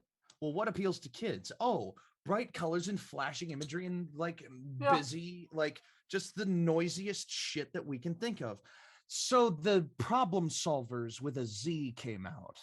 And it was the worst looking piece of garbage I have ever had my eyes placed against a flat screen for. It was so bad. It was so ugly. It was so weird. It was so gross. I didn't like it. Donna, what weird shit did you like? Oh, what was the shit that I liked? I was really into like the old school anime. Like I loved Yu-Gi-Oh! Oh, same. Yeah. Bro. What was it? What was y'all's first anime? Soul Eater. Really? Soul Eater? Mm-hmm. Mine was Dragon Ball Z. No, mine was Big O. What a callback! I know. Talk about Big O anymore. So I didn't realize like what Big O was about because I was a kid and I didn't fucking follow the damn thing. But like Big O, Dragon Ball Z, what was it? What else was it? There's Dragon Ball Z. We had Pokemon, Yu-Gi-Oh, like the old school. I also had BattleBots. BattleBots was fucking great. I love that show. I also got the game for the Game Boy Advance, but yeah. The first anime I sat down and watched through was Soul Eater. The first anime I ever like saw, just sat down and been like, whoa, this is new, was Inuyasha. Inuyasha? You mean Inuyasha? Yeah, my sister loved Inuyasha. And I remember just watching it one day with her being like, why does that man have fox ears? She's like, oh, because he's a demon. I'm like, oh, this is cool. Did you? Okay, so my wife just watched all of it. All over again. They made a sequel series to it where it's Inuyasha's kids. Yeah. Yeah. Like his daughters. Like they're all like I was just like and she watched all that too. Sorry. You never saw Inuyasha? Inuyasha. Not Inuyasha. It's Inuyasha is a drug, my guy. my friends in school watched it, but I never did. There were a lot of shows that I didn't watch. By the way, you can use DALL-E for random D&D generating maps. Ooh. That sounds like such a brilliant idea. Dono. Yeah, sorry. I just found a online streaming service that has all of the Big O. Really? Yeah, I've never heard of it before. It's called High Dive. Cowboy Bebop. Okay. So here's the thing for everybody to know. If you want to watch any kind of anime or anything like that, you didn't hear it from me, but you did. Go to animeshug.com. Yeah. I mean, don't. To be fair, we recommend that you don't. We recommend that you don't go to this website. We recommend that you don't look up. We recommend that you don't look up these things. Yeah. Because we're trying to protect. Don't type in that in .io because .com will send you somewhere much better. I'm kidding. I don't know. But yeah. Just if you want to watch, thank you for saving my butt. Watch some stuff. Oh my god! If you wanted to watch some stuff, we recommend that you don't go to a place like I don't know. It's just this thing. What it like?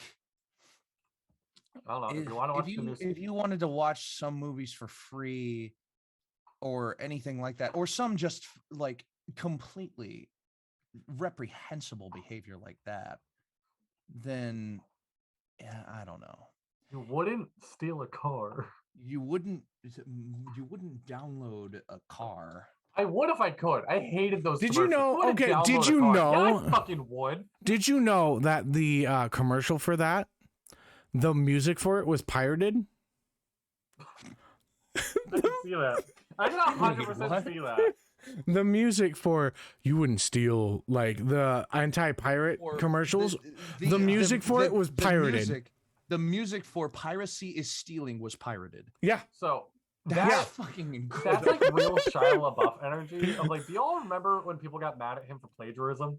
Mm-hmm. At who for plagiarism? This is Shia LaBeouf. This is like, I don't deal with celebrity gossip. Gundam Fighter 8, nice. But I love this to pieces. Of like, their video surface of Shia LaBeouf like freestyling, and everyone was going nuts. They're like, yeah, that's good. And then like a week later, a bunch of people were like, no, he's just saying a song that's already written. He's just pretending it's his own. Yeah. So he wrote an apology on Twitter that was like just copy and paste Yahoo Answers. How do I apologize on the internet? Yeah.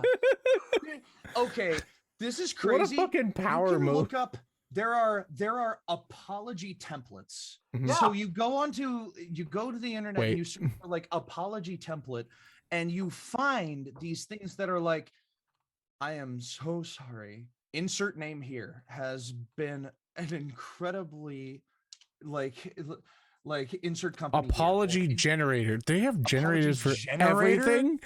Hold on. Apology generator. Say sorry, contribution creative. Oh my gosh. I thought you just said say sorry, cunt, and I was just like, I don't think that's what they're trying to say. No, I didn't mean to say that, but I apologize for blank.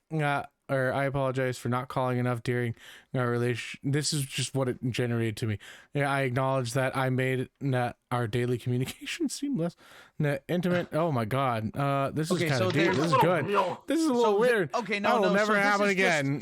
So here's the thing. So you click on the 3 grayed out things, but the basic structure is: I apologize for blank. I acknowledge that blank. I want to assure you that blank.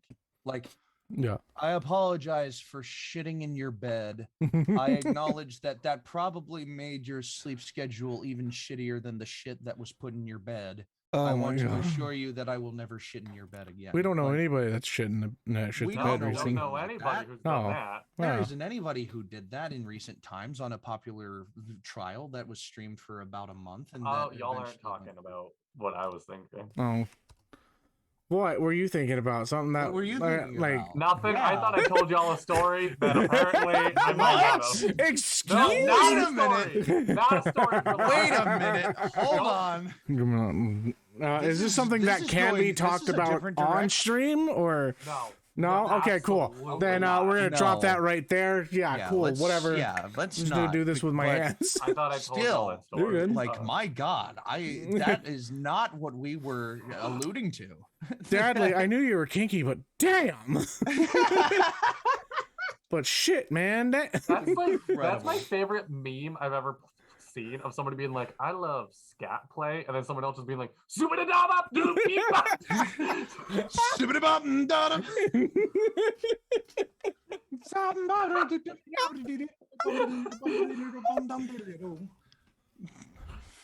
we broke Dono. No, don't break Oh me. my God. Oh no. Don't break me because I'm close to the edge. That's not the worst. I know. I changed it to be. Oh my God. That was produced on Dolly? Yeah. That's incredible. Yeah. Oh my God. The maps and stuff that I'm posting. Yeah. That's Maps. weird. Yeah. That's really cool. Really cool. Mm-hmm. Jinx. Very nice. Very nice. Very nice. We should stop the Borat impersonations. When did that movie come out? Like, 2003, I believe. that was almost 2 decades ago. Hold on. When did Borat out? Have you guys heard of Code Geass? Code Yes. Geass. Yes, I have. That was such a good freaking anime. Oh my god. 2006. Yeah. Borat came out in First- 2006. I've First actually Borat never even movie seen the was movie. released in 2006. It's just one of those things that gets It talked was about all the time, released- so I know It was released on my birthday in the United States in Sweet. 2006. Oh my gosh. Hey, do y'all share celebrity birthdays with anybody? Oh God. Um, I have looked up my shared celebrity birthdays so many times. I think I know the 3 biggest ones are Jim Cummings, the guy who did the voices for a voiceover guy who did like Winnie the Pooh and a bunch of other wonderful things that Jim Cummings has a TikTok, and Does he? he does, yeah. And I share a birthday with him. I share a birthday with the founder of Valve, Gabe Newell. Valve is the company that made Steam, the company that made Team Fortress 2 and Portal and all those different types of games. He was Oh, one of my yeah, that's birthdays. right. I do share a birthday with that guy. And I Brandon sent- Colville, the Vine guy. Sorry. Brandon who? Brandon Colvilloy, Calvillo? Yeah. Me and him, same age, same birthday. Really? Every single time he's just like, See, so I've it's my never seen- birthday today. I'm just never like, looked it up- comes out on my birthday. He's like, I fucking hate my birthday. Like, thanks, Never guy. looked up- I've never looked up like. I also share it celebrities with Soldier Boy. share- Sorry. I've never looked up the celebrities that share a birthday and a birth year with me. I've never looked that up either, and I don't want to. I don't want to look at Yeah, someone I and be don't know like, that I oh, want we to had either. the same amount of time, Oh. and you've accomplished that. Tomorrow I is share with Markiplier's- Dana White. Whoa! Tomorrow is Markiplier's birthday. Ah. Do another Pokemon Smash or Pass.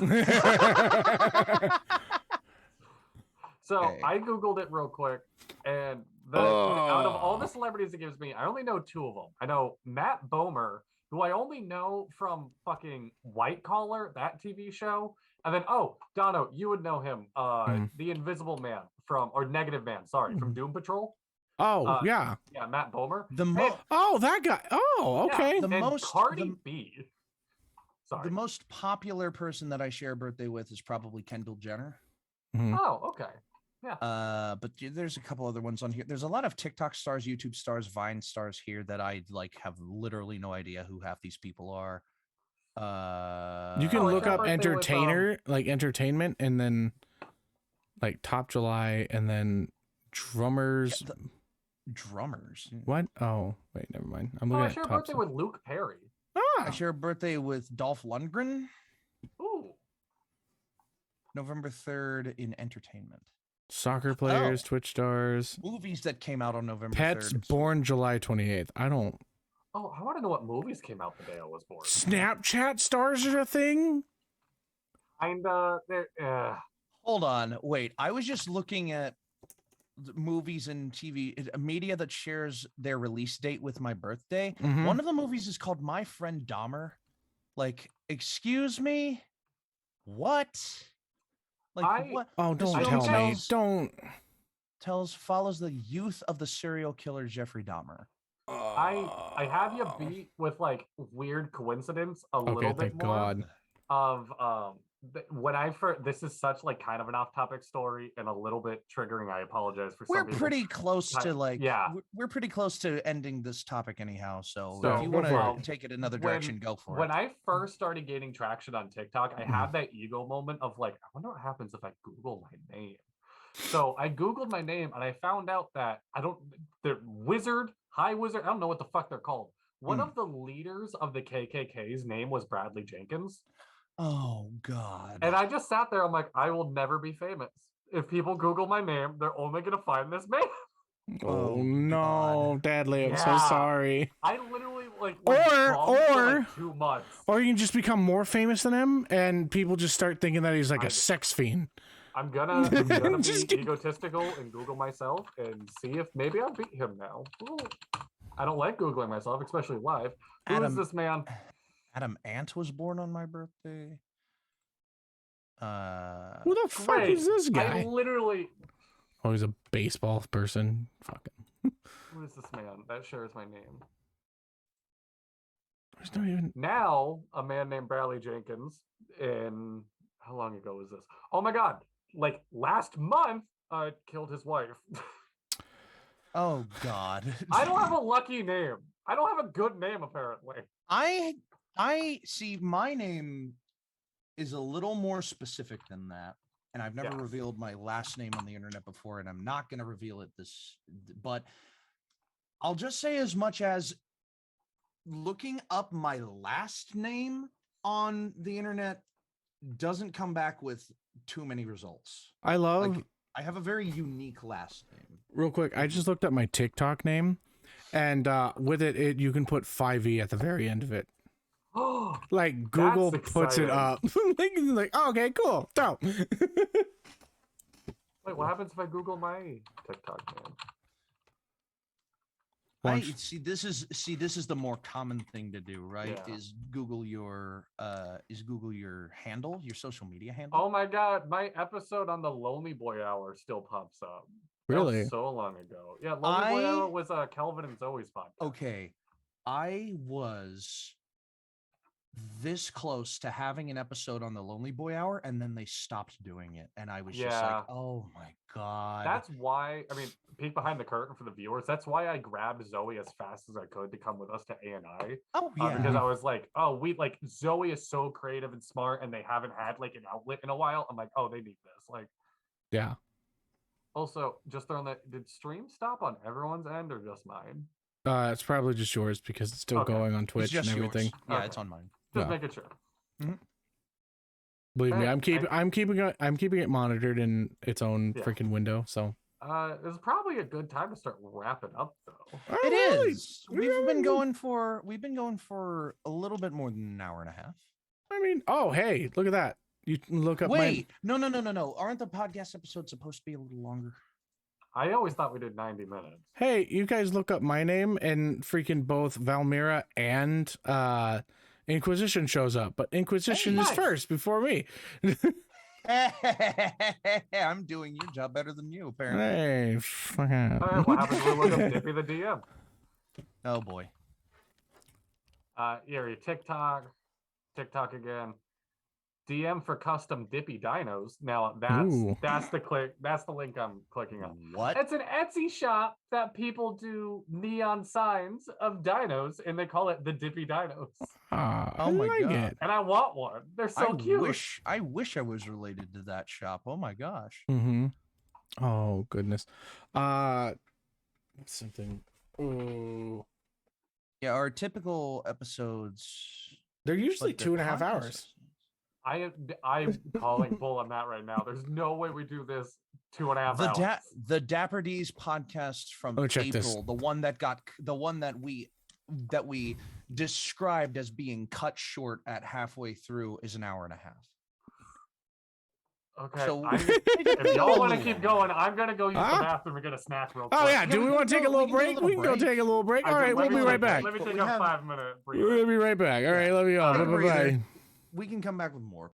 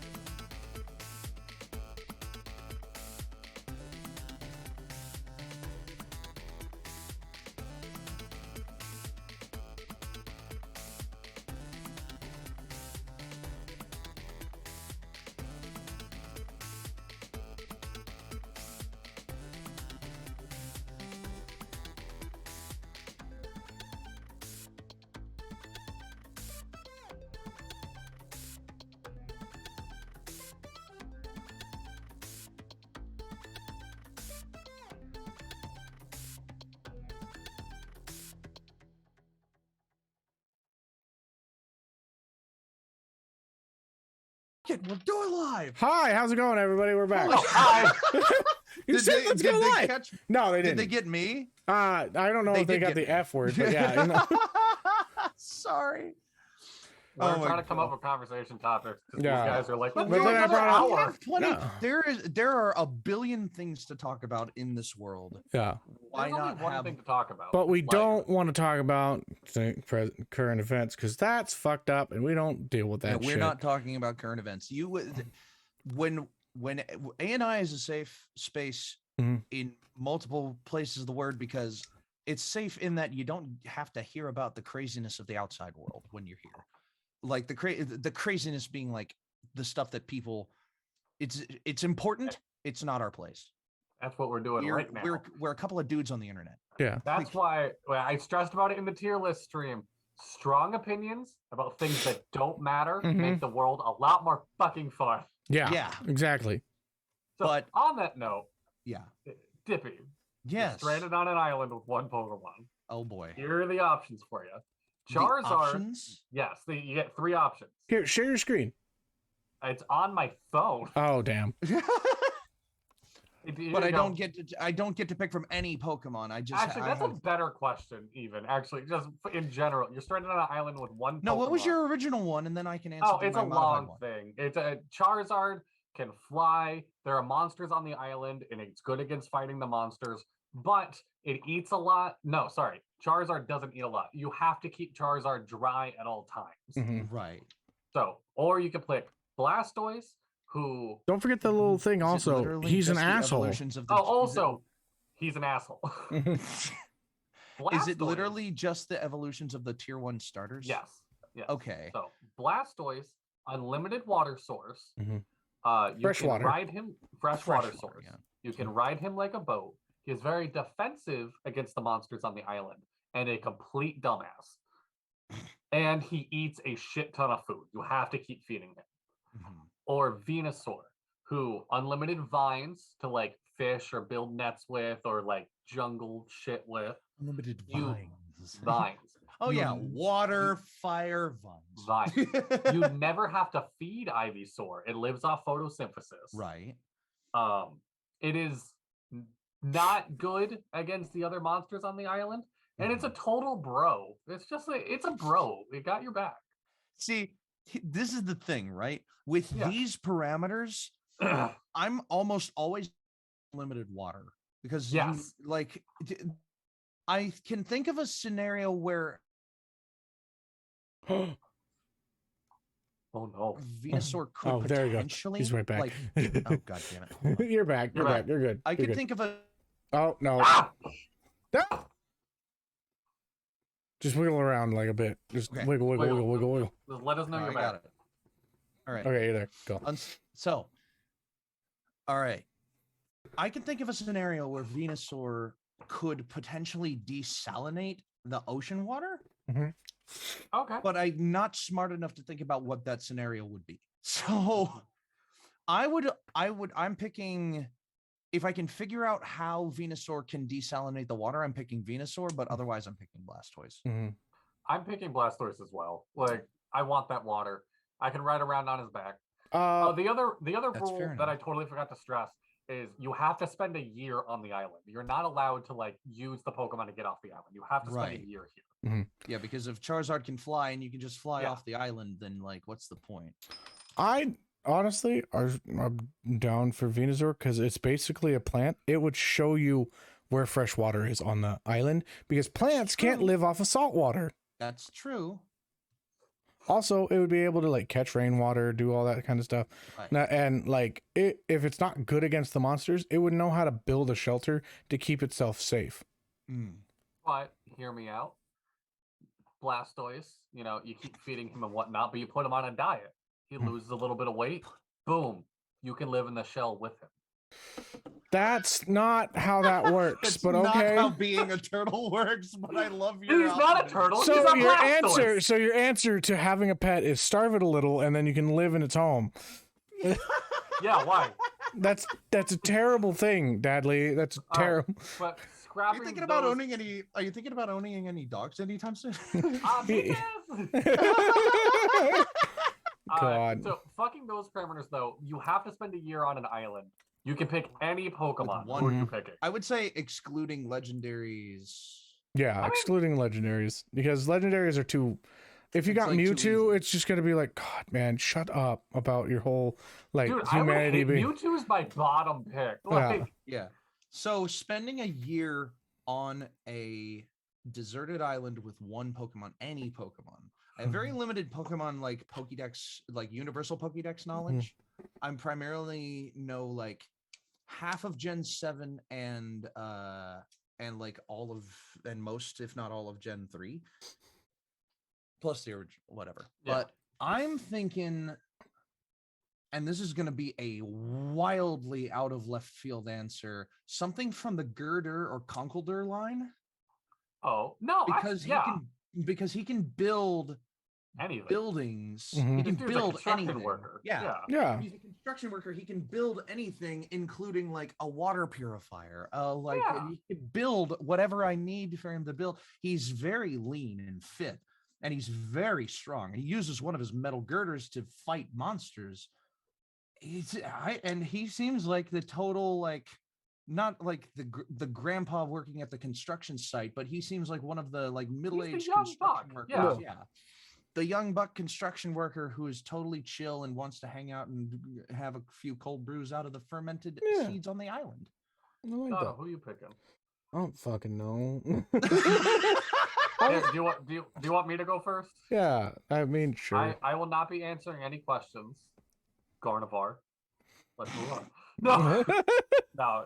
I'm probably I want right off the back, I want a fire type because fire is so goddamn useful. Like you can just boil water to keep it clean and whatnot. It is.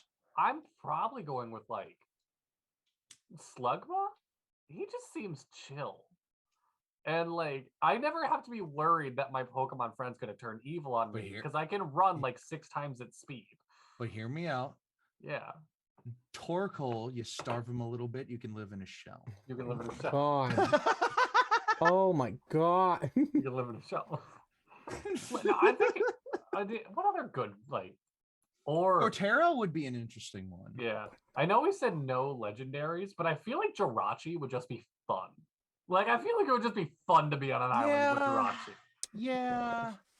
I mean, maybe, but like or there's the cop-out answer of Ditto. Oh yeah, that's true. Ditto's a good one. Ditto is in that camp of like, just because they look like any Pokemon doesn't mean they necessarily operate like any. Yeah, they do. That's fair. I mean, exactly how they work. An actual Pokemon, that's 100% how it works. Yeah, that's 100% how it works. But in like, if we're translating this at least semi decently to real life, that's not how that would work. Yeah, you guys like. Be omniscient if he could be any Pokemon because he would be able to be Arceus. Yeah. Like, all right, Donald, what you got? I'm still on the Steam like list. Raft is on. We do You're looking at the Steam summer sale? Yeah, Raft is on. That's sale. going on right now. Yeah, on Steam, where you can get up to 80% off of your favorite games. We're not sponsored by Steam, but everybody, don't go there yet because you're watching us. Hi. Yeah, listen to us in the background. It's fine. Go do your shopping. Go ahead, go do that. Yeah, whatever. Put on us and another tab of the Wii shopping music. Mm-hmm. I want a bot that plays. Have you heard the jazz version of it? I have. It's so fucking good. I want a bot that plays the Wii shopping music every time I open Amazon on my computer. That's funny. Yeah, I love that. Pokemon that I'd like to use on an island. On a deserted island. You don't use Pokemon. They're your friends. Or have as a companion. You know, God, why does my brain want to go with like to ghost type? Because I mean, it's not a bad pick. No, it's not. I don't know. Or like honestly, okay. Trash Pinch, the one that's the Travinage. The ghost. No, the ghost grass type, the big tree. Yeah. I think would be helpful. By the way, on the topic of Pokemon, if you guys could have a Pokemon gym, like if you were a gym leader, what's your typing? So much about this. What's your typing? I've thought so much about this right off the back. I don't have a Pokemon typing because fuck that. That's how you get destroyed by 10-year-olds using one move over and over again. If I had a Pokemon gym. But that's like part of the experience of being a gym, isn't it? Is that you have this specialty built up. Yes, I would just make a different specialty. All my Pokemon would wear clothing. It would be like Scrafty always holding up his pants, or like Machamp with like his fucking belt. I'm sorry. My brain is having a really hard time wrapping itself around the stupidity of this answer. What are you talking about?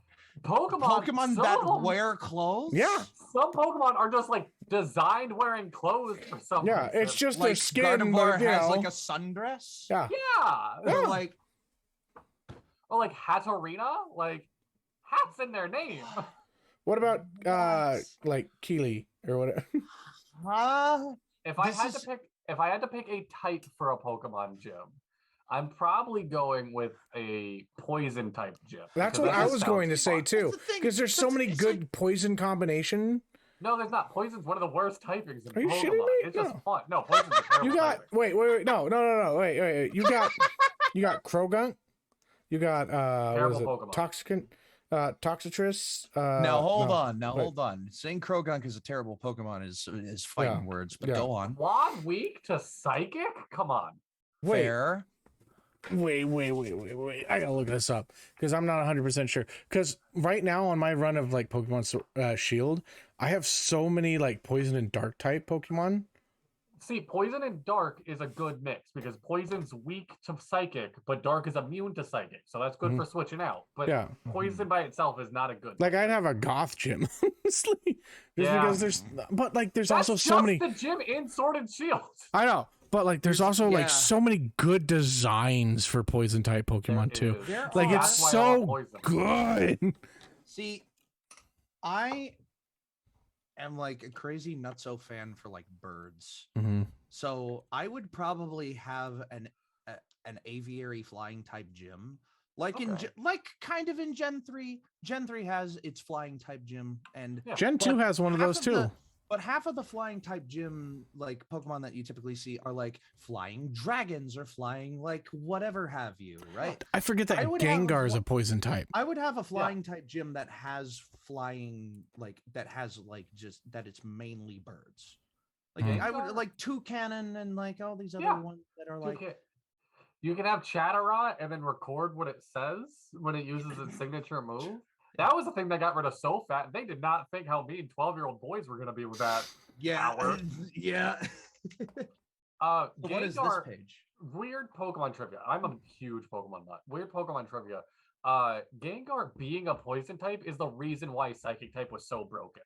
Because Ghost type was supposed to be super effective against Psychic type, but seeing that it was also weak to Psychic type, Gengar being the only Ghost type was also weak to Psychic type with the poison type. It made fucking Psychic type OP in Gen 1. Is this a blanket? Is this a blanket image of every poison type in the game? Not every. It cuts off from Gen. Gen 6. But because Gen 6 has Toxitris. Ultra Beast. And Ultra Beast is right there. No, that's why you said Gen. I thought you were going Gen 6 has Ultra Beast because that's where it cuts off. Or Gen 8. Toxitris Gen is 7. a good Pokemon. Yeah, Toxitris is such a good fucking Pokemon. He's not good in team battles, but he's good. No, he's great in team battles. Most of his moves are like area effect moves that are like he's really good. Yeah, including his teammates. No, like right off the bat, like if I had a poison type gym, my lead is gonna be Beedrill. Beedrill is very good. No item. Run him with acrobatics. The move is 120 base power. And then like you got Toxitrex for its fucking stability, its defense. Immediately followed by Gengar and Crobat. You got your glass cannons and you're set. Like who's your Mega? Or who? Mega Beedrill. Okay.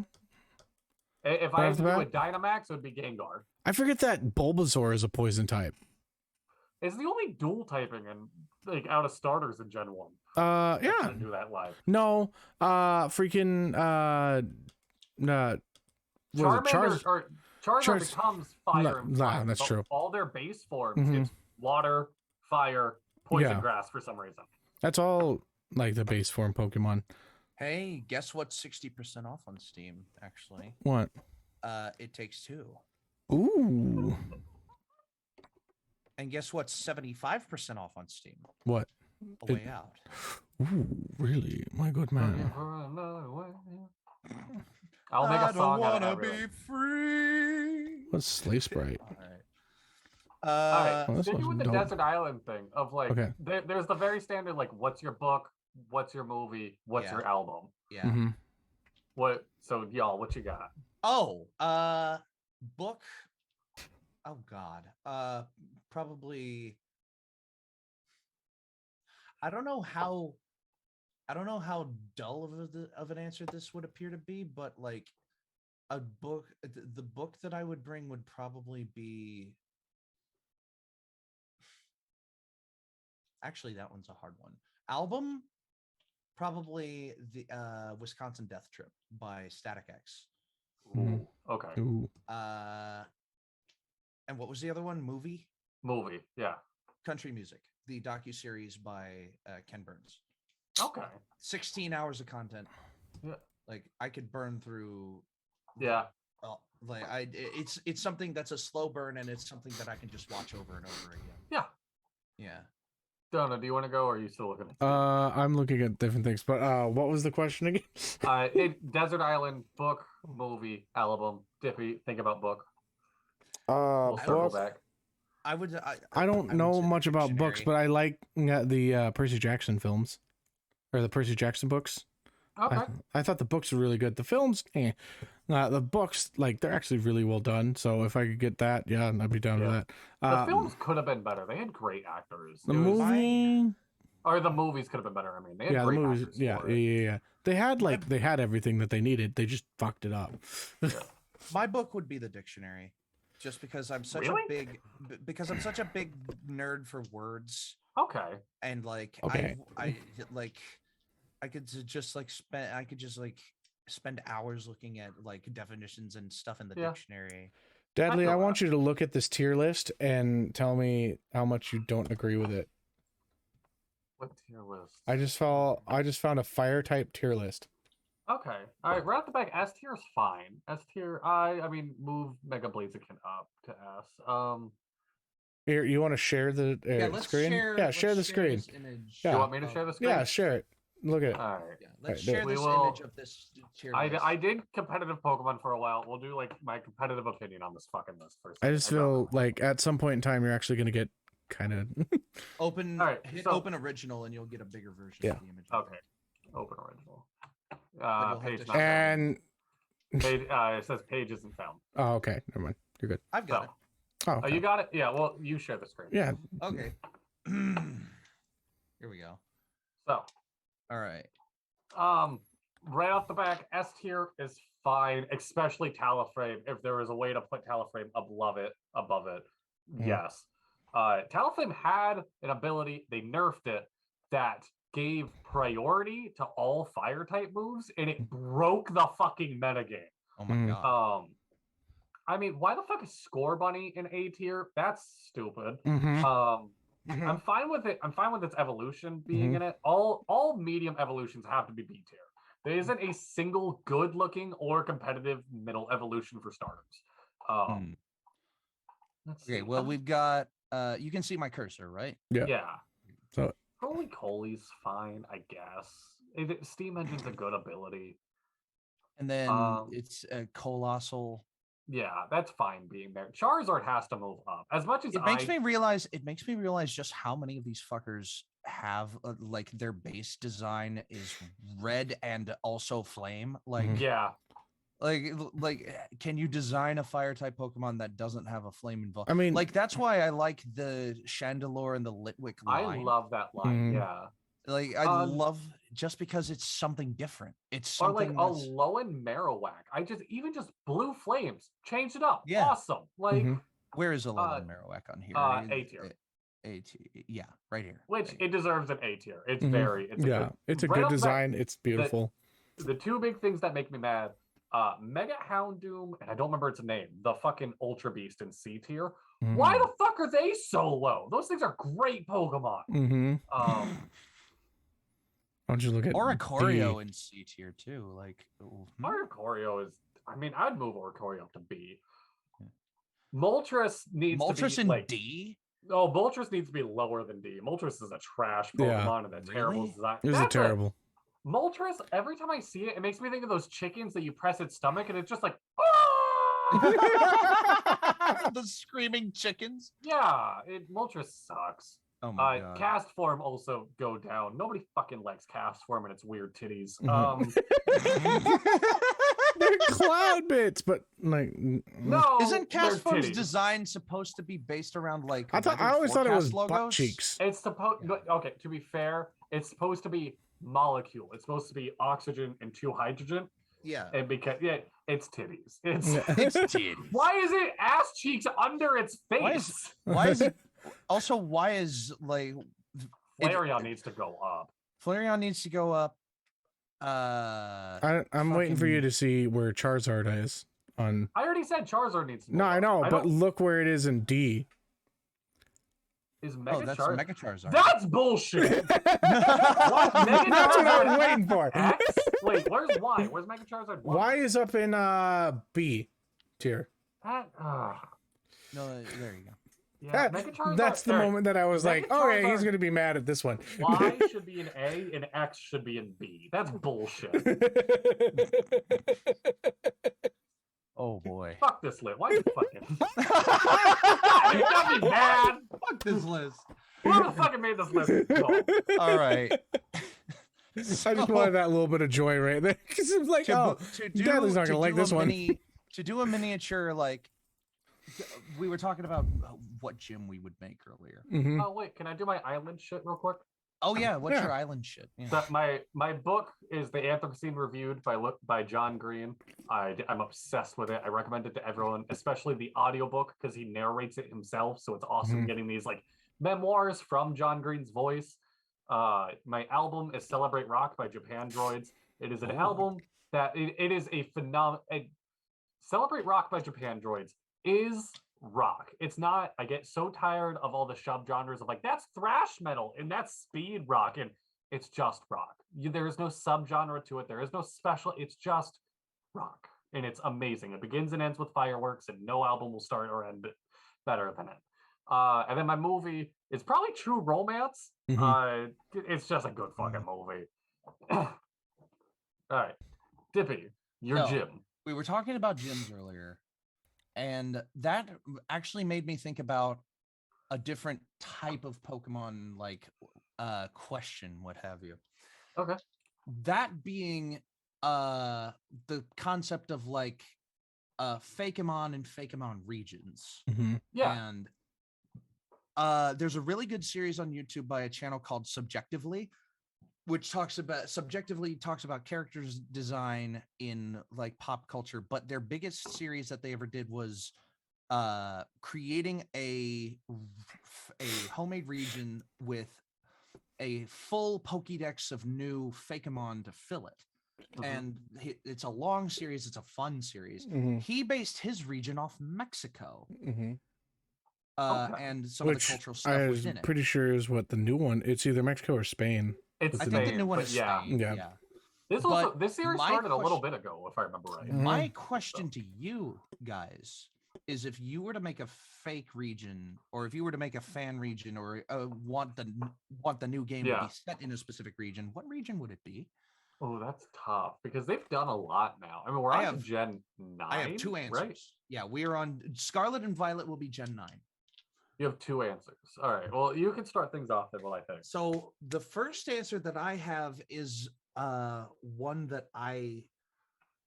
it's like obvious personal bias, just because I would want to see, like, Unova was based on New York, right? I would want to see a region based on the American Southeast. So I've heard this before, and I'm very interested. From Florida up to about Tennessee or Kentucky, it's like because when you think about a region, what do you think about? You think about like a vastly diverse landscape to travel in. You think about a bunch of different like there has to be a bunch of different regions for all the types to show up in, a bunch of different places to go. and at least 8 landmark cities or states for gyms to appear in, and then a battle at the end at a central landmark.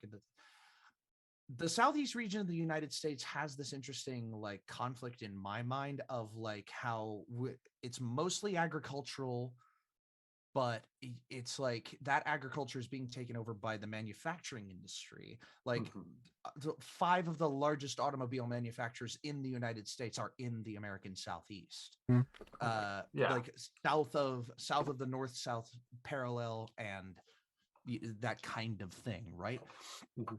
And it got me thinking about like starters and stuff, and like it's something that I have thought about like in the past and put a tiny bit of time into exploring, but it's just something that other people would be able to do a heck of a lot better than I could. I feel that. I've looked into like making fan games, and like I even bought the software to like make your own Pokemon fan game and whatnot. And it's a lot. It's a lot. Yeah. So what region would you guys want a Pokemon game to take place in?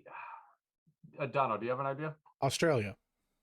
Oh yeah, it's it's like the most of it is Safari Zone. Like it's just a massive Safari Zone, and then you have like little cities in between where you have to go through and whatnot. Yeah, right. If we did Australia, there should like all 3 starters should be just different kangaroos. That or New Zealand. No, if we did Australia, you would have to have a spider, you would have to have a kangaroo, and you'd have to have a snake. You'd also have to have. You'd also have to have a really annoying bird type Pokemon. Yeah, true. Have that be the Route 1 bird. Yeah, is a kookaburra type. But then you'd also get like if we did New Zealand, we get a kiwi type bird. I mean, just do both. Like you can just put them together. Yeah, like, that would be like the subcontinent of Australia. Yeah. That would be the subcontinent of Australasia or something like that. I can't think of an area in the world I would want. I can like I've always wanted a noir Pokemon game. Ooh. Where like all the Pokemon the idea I've had. I'll just fucking when I was like going into making my own Pokemon fan game, my goal was like, hey, like the rainbow feather has been used as kind of a MacGuffin in different Pokemon mediums and whatnot. You're in a noir, and the closer you get to like the rainbow wing, the more color is added to the game. So it starts in completely black and white, and all the Pokemon are either dark type or fairy type. And that's the only typings in the game. And as you get closer, more types are added and whatnot. Like, so this seems like it would be really imbalanced for like the first region to just be it would just dark be and fairy type. Yeah, it would just be until like the first gym that it's just those 2 types. It would be a very short part of the game just to introduce you to, oh, the world is going to build around you. Like, but like a dark mystery film. And then your first gym. If your first gym is like the fire gym, then you get like red added into the world, and then you get fire types and stuff like that. Exactly. And there'd be a gym for every typing. Right.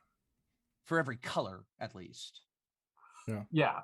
For every color type. Because there are some types that have. And then like the badges are the different colors of the rainbow. Yeah. And so and then it becomes the feather. Yeah. So, and like the Fakeomon that I've thought about for this are like, what are the noir tropes of like as silly as it sounds. You'd also have like normal type Pokemon too. Yeah. Here's the thing though. What would the starters? So the starters in my brain would be like, you wouldn't know what typings they are until obviously they're grass, water, and fire, but you wouldn't know their typings going into it. They would all be fairy type because you're on the side of light and trying to find the dark, fight the darkness and whatnot. Right. So you would start with them Kingdom all Hearts, fairy type. but Pokemon. So it's Kingdom Hearts, but make it Pokemon. The Fakeomon that I've thought of for this are like something simple as like Chekhov's gun, or like how artillery is based off a tank of like another kind of like gun-ish, like Pokemon. A pistol Pokemon. Yeah, like how we have Aegis Slash. That would be the cat with a fedora on, and then a cat with a fedora. There's so many more. Like a hard-boiled. Listen, there has been so many cat starters. There's been so many just Meowths. Yeah. Like, why is Meowth so popular? God damn. Is it because Payday? Awesome. Yeah. I don't know. I've yet to use a Meowth in any playthrough. Oh, because I've 100%ed platinum, and I would like when you need money. That is one that I haven't played yet. Is platinum? Oh, platinum was my first Pokemon game. Really? Yeah, I didn't get into Pokemon until Gen 4. Mine was yellow, and then I went into crystal. It was all yellow. My first Pokemon game that I actually played through was like less than 3 years ago. I picked up a copy of Ruby and played it, and I thought, oh my god, this is just incredible. And I played Ruby, and then after the fucking jump from like gold and silver to ruby and sapphire, the like graphics change was like, oh my fucking god. Yeah. Like, I think that's why I started with Ruby, because it was like, if I start with Gen 1, I'm gonna hate it just because it looks so basic. The only thing I didn't like was that I jumped to Crystal, which Crystal was the first one where the Pokemon began to move when you met them. Yeah. And then they took that away in Sapphire and Ruby, and I was like, "What the fuck is this bullshit?" And I got Emerald, and it's like, it still didn't add it, and I'm like, "The hell!" And then they added it later on in the different games. Like, so is Crystal just like way ahead of its time for that, or what? It is, yeah. I will throw up there. My favorite Pokemon game is still XD Gale of Darkness. I never got to play that. It needs a remake. It needs, or even just like a virtual console. It needs to come back. I would constantly go into my game store after school and go and try and buy that, and it would always be sold out because I would be like, "Hey, when is shipping day?" I'm like, "Oh yeah, this," and I'd show up after school, it'd be gone. I had the money saved up for Pokemon XD. Gale of Darkness forever, and I was like, "This looks so." I never got to play it. I always wanted to. So here's a question for y'all: if like, Dibby, you had another region first before we move on. Oh yeah, that's right. Oh yeah, the second region that I would want to base a Pokemon around, and this is just out of I want to see what they would do with this, would be Scandinavia.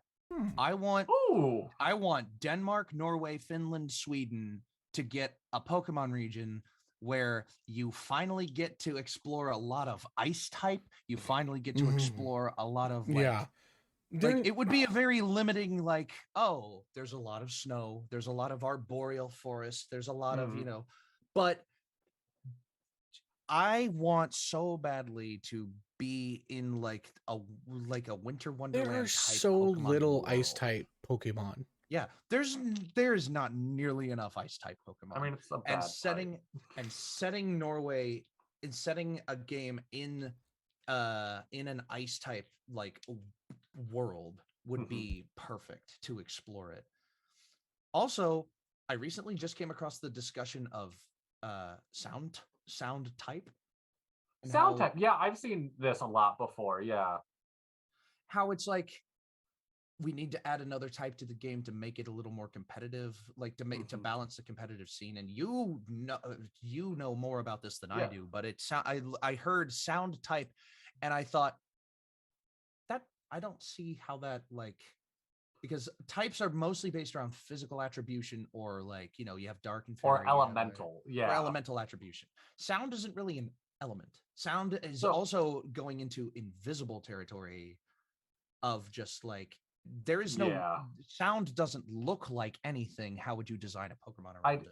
So I mean, right off the back, the argument with sound type that I constantly see is how much we're already so close to sound type with Pokemon like Xloud. Would essentially just be a sound type Pokemon, and we have so many moves that would translate to sound type, like Boom Burst and Roar and stuff like that. Right. And the argument constantly is, well, flying type's janky, because flying type is either the elemental of wind or a Pokemon that flies, because there are plenty of flying type Pokemon that don't have the wings and whatnot, like the other elemental types, like electric and fire. And, from where I stand, as someone who like understands a bit of the competitive and used to play it, if you add sound type, you need to add another type with it. You can't introduce one type. When they did that with Fairy, all of a sudden Fairy became fucking broken. You can't play my opinion, for another type to add would be a Galaxy type. Like, hey, this is space nonsense. because like Clefairy would be a good example. Clefairy's born of the moon rock, and Soul Rock and Sun Yeah, Rock. I was about to say Soul Rock and Lunatone would be like the heads of Galaxy. Yeah, like Galaxy or Cosmic type, something like that. I feel like Cosmic is a little bit better. Cosmic's better, yeah. But I feel like Cosmic type, like space type, would just be such a, I don't know. That feels like it would be really hard to come up with like unique designs for. Oh, see, this one seems like the easiest to me. Of like, just throw some alien shit in there. That's what they did with like the Ultra alien Beast. shit. Yeah, like, sure. The Ultra Beast, or even Deoxys, is just from space. Deoxys is never explained. Like, that's true. That's true. I can see where you're coming from with that. Yeah. If like, and there's another fake type that gets thrown around. Oh, radioactive type is the other fake type that gets thrown around a lot. Radiation type. That just seems like, I don't know about that. That just seems like another poison type. Yeah. So it just feels kind of Yeah. Also this bundle that Dono sent of like summer sale. Get every game in the summer sale. No, this is just every game by a specific publisher. It's bad. It's a bad thing. It's not good. It's knockoff games. It's rip-off games. But yeah, I think sound type would be fun. But I think it would be too. At the same time, I think it would be very hard to talk about. I don't know where Dono went, but I don't know either. The question I was going to throw out was, if you could pick one game to get a remake in modern day, what would it be? Oh fuck! Don't get me started down this path. Yes. Dono's back. What are we starting? Oh, there's Dono. Dono, the question is, if you could pick one game to get a modern remake, what would it be? Driver San Francisco. Earthworm Bill. Y'all are so fast on that. Wait, what? Huh. Wait, what was your answer, Dono? Earthworm Bill? Earthworm Jim. Sorry. Jim? I'm dyslexic. Fuck off. that is a great answer. That's a great answer. Yeah. Dippy, what was yours? Driver San Francisco.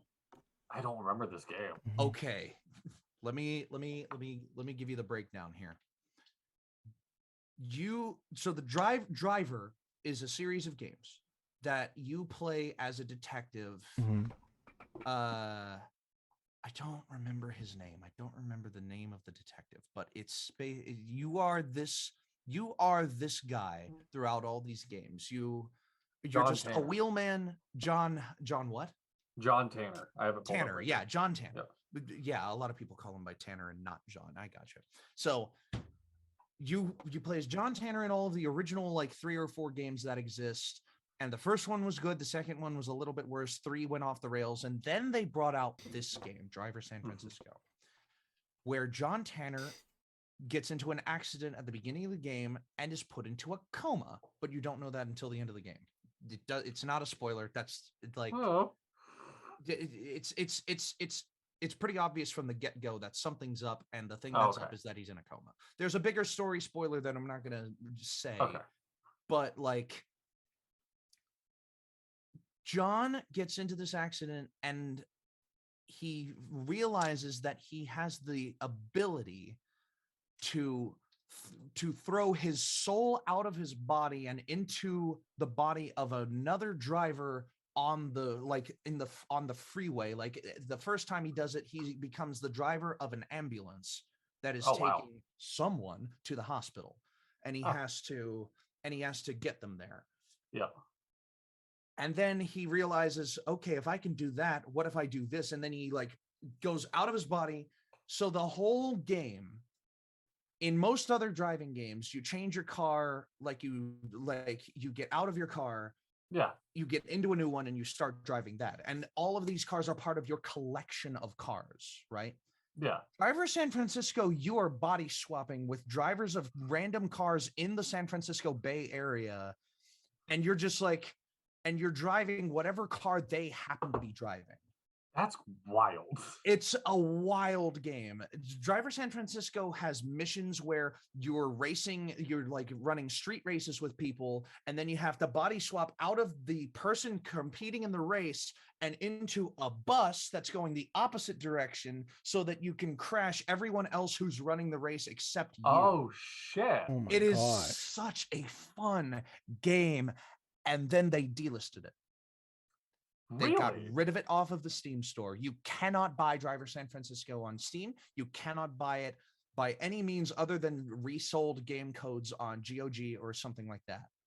Like, they delisted Driver San Francisco because there were, the reason that EA gives is that there were a lot of licensing issues with both the music and the cars. And like, but EA keeps up older games with those same issues. Yeah. Like Criterion released Burnout Paradise a while ago. Oh, see, that was the driver game I grew up with. Yeah. Yeah, I loved Burnout Paradise. Burnout Paradise was great. They already made a remake of it, which is why I didn't say it for this question. But Driver San Francisco was such a fun concept for a game. Yeah, that's awesome.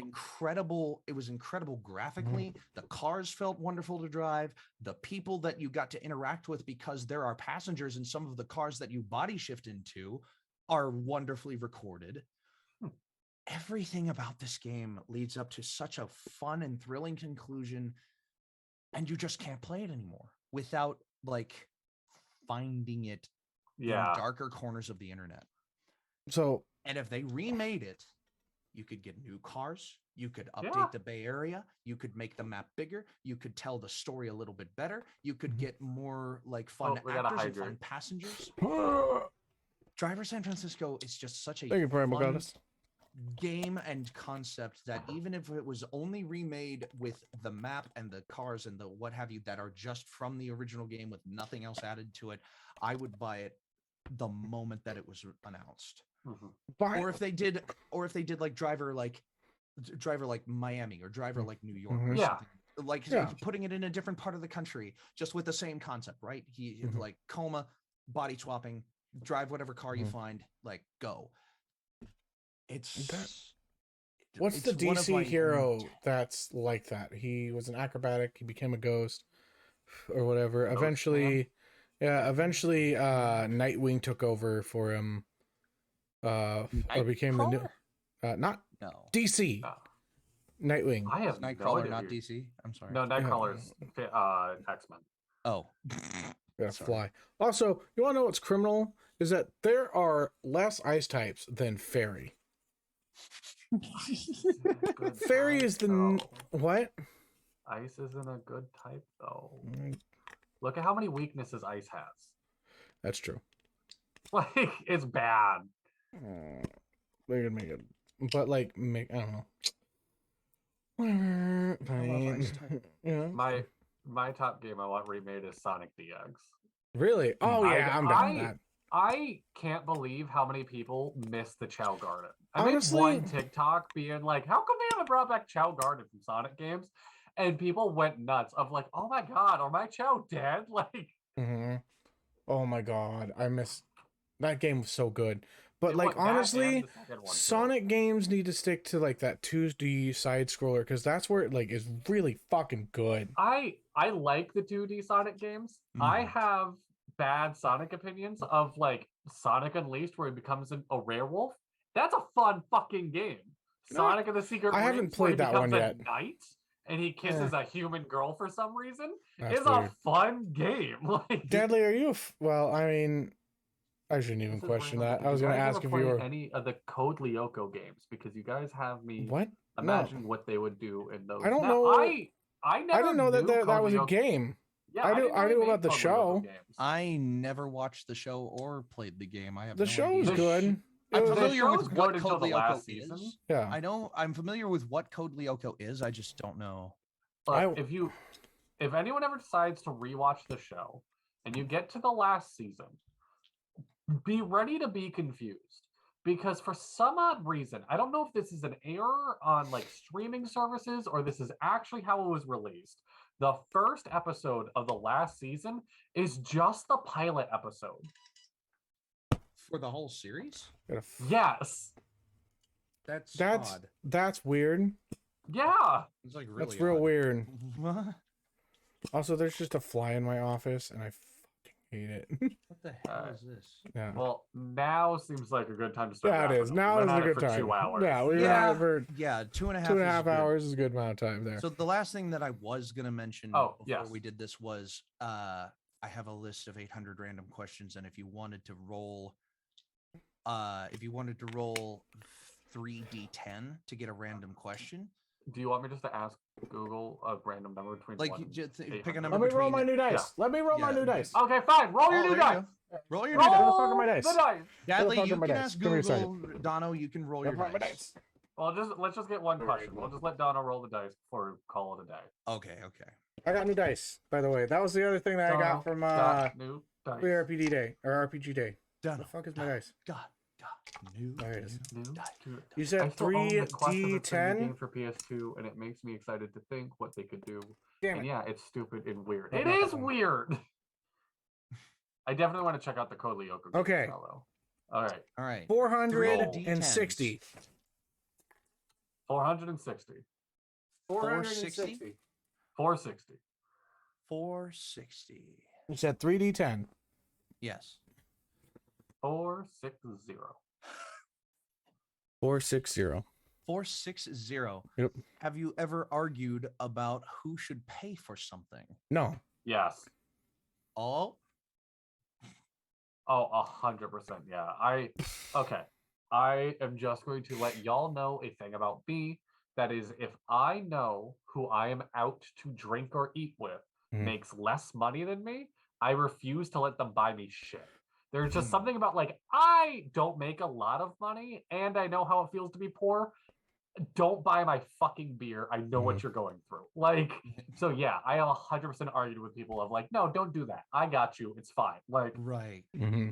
I feel like I've done that too, where it's just like, I can pay for this for you, and they're like, no, don't do that, and I'm like, I insist, and they're like, Yeah. no, still, please don't do that, and it's just like, Listen, if I think I've been on the other side of that. if I'm multiple out with somebody and they're gonna argue with me, and I know that they're like a confrontational person, but I know that I'm just gonna like I can just pay for it, I'm just gonna do it without them knowing.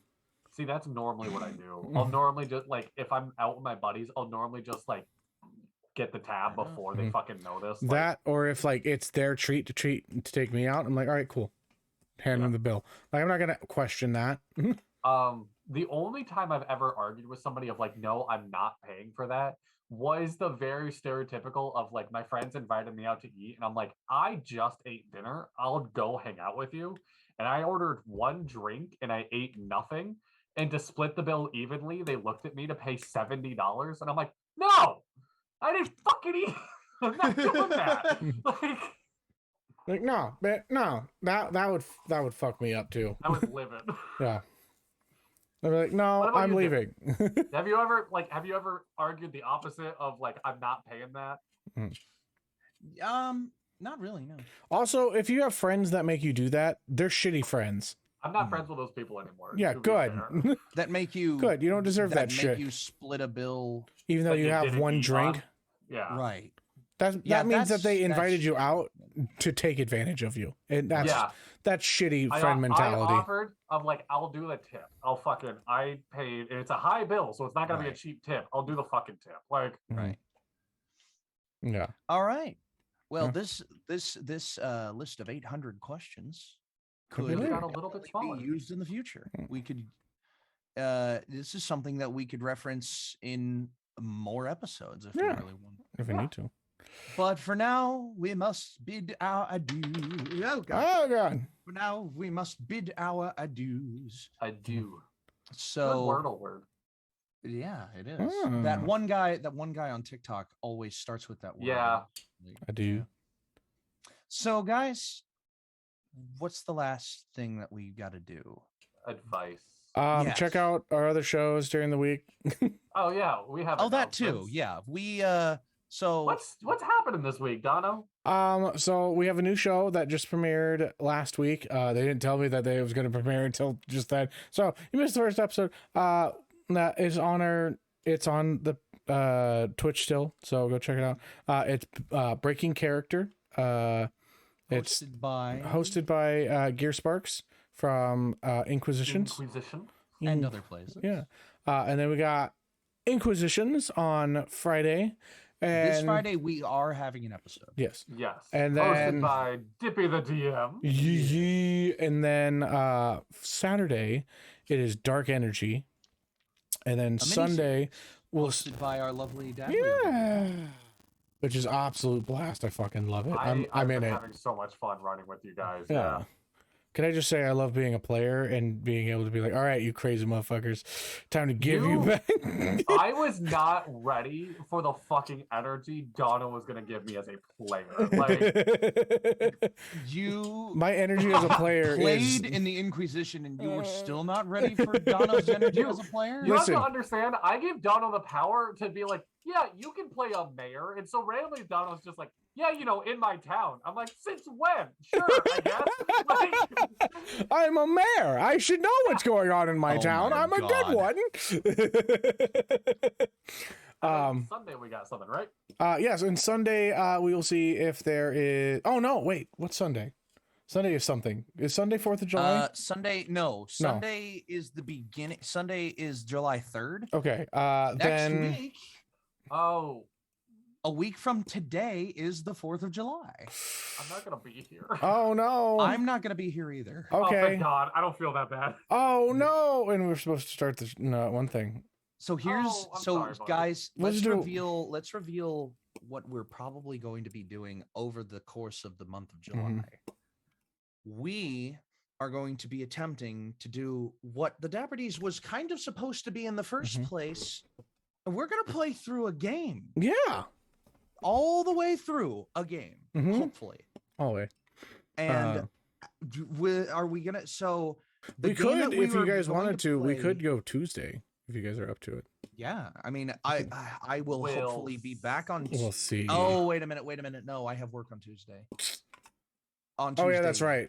Afternoon. I'm call on Tuesdays. So unless we, I will. Although I will probably be. We'll talk about this. We'll talk about it. Yeah. No. So the plan is that we're going to record episodes, but are we going to stream full episodes and then cut the full episodes into the full VODs into episodes, or are we going to? Do you guys what you want to do?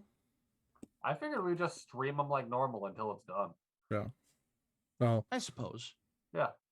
Yeah. And if we wanted to cut it into a Let's Play type like, I can easily with just hit end record and then record again and whatnot. Yeah. But live, that would just be like. By the way, the game that we're playing has like different sections of it. I think it has like, oh God, it's got. No, that would be the way to do it. Would be it's got end record it's got and then start 6 recording again each. So I believe. It would just be that the Twitch audience would get like 5 different intros over the course of a stream. Like, hello everybody, welcome back to like. Hey, how's it going? We're playing that would be this. That would be perfect, I think. It's just gonna get lazier and lazier to each one. We are going to play through.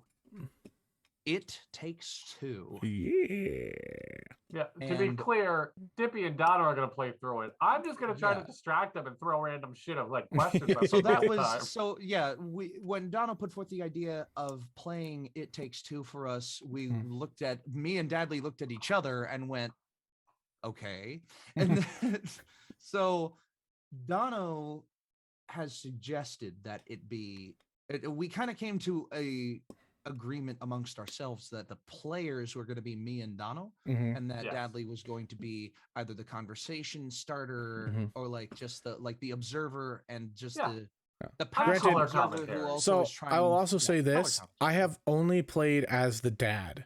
I have not played as the mom, and that is what I will be playing as for this stream. So it's going to be like I'm playing a whole new game. So yeah.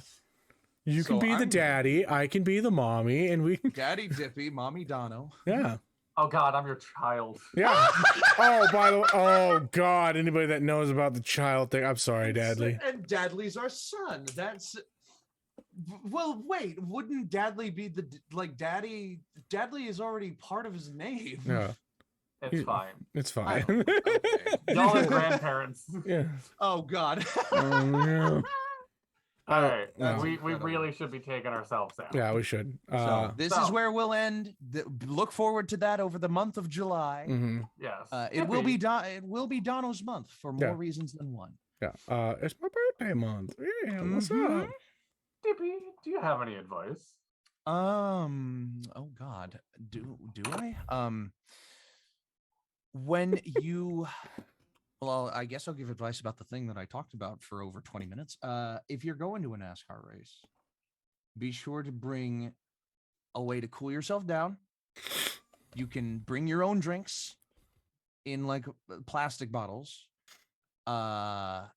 Bring a hat, bring ear protection, bring earbuds for your phone so that you can listen to the broadcast on like an online TV app somewhere, or that you can check other things, and just have fun. Yeah. The closer you are to the front, the more exhilarating you'll feel. Dono? Oh, is it my turn? I don't know.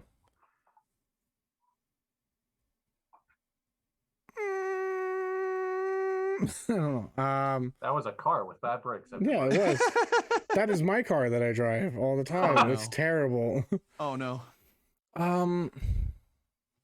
Dippy did a whole thing on NASCAR, but like, I don't know, like we go to concerts, bring earplugs, take care of your ears. I have terrible hearing.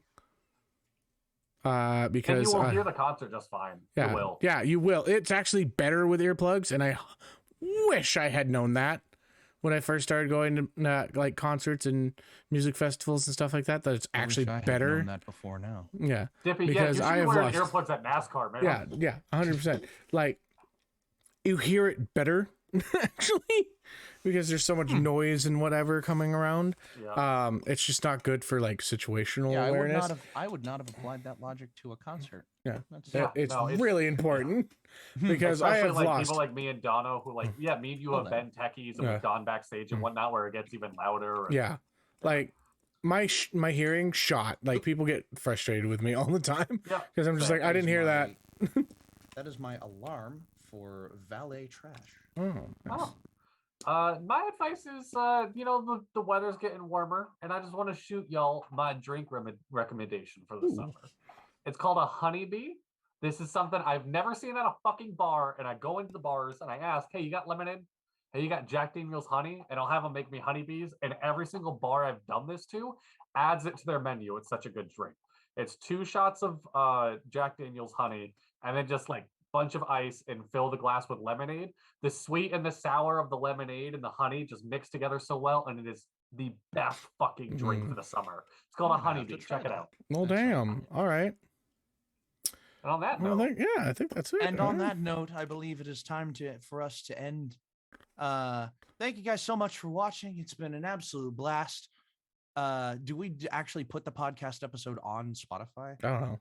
no, we haven't done No. that yet. We still haven't done No, that yet. it's okay. So if you want to watch this again later, go subscribe to the YouTube. Mhm. And as always, your adventure matters. Roll for initiative. Stay dapper. Goodbye. Bye. And.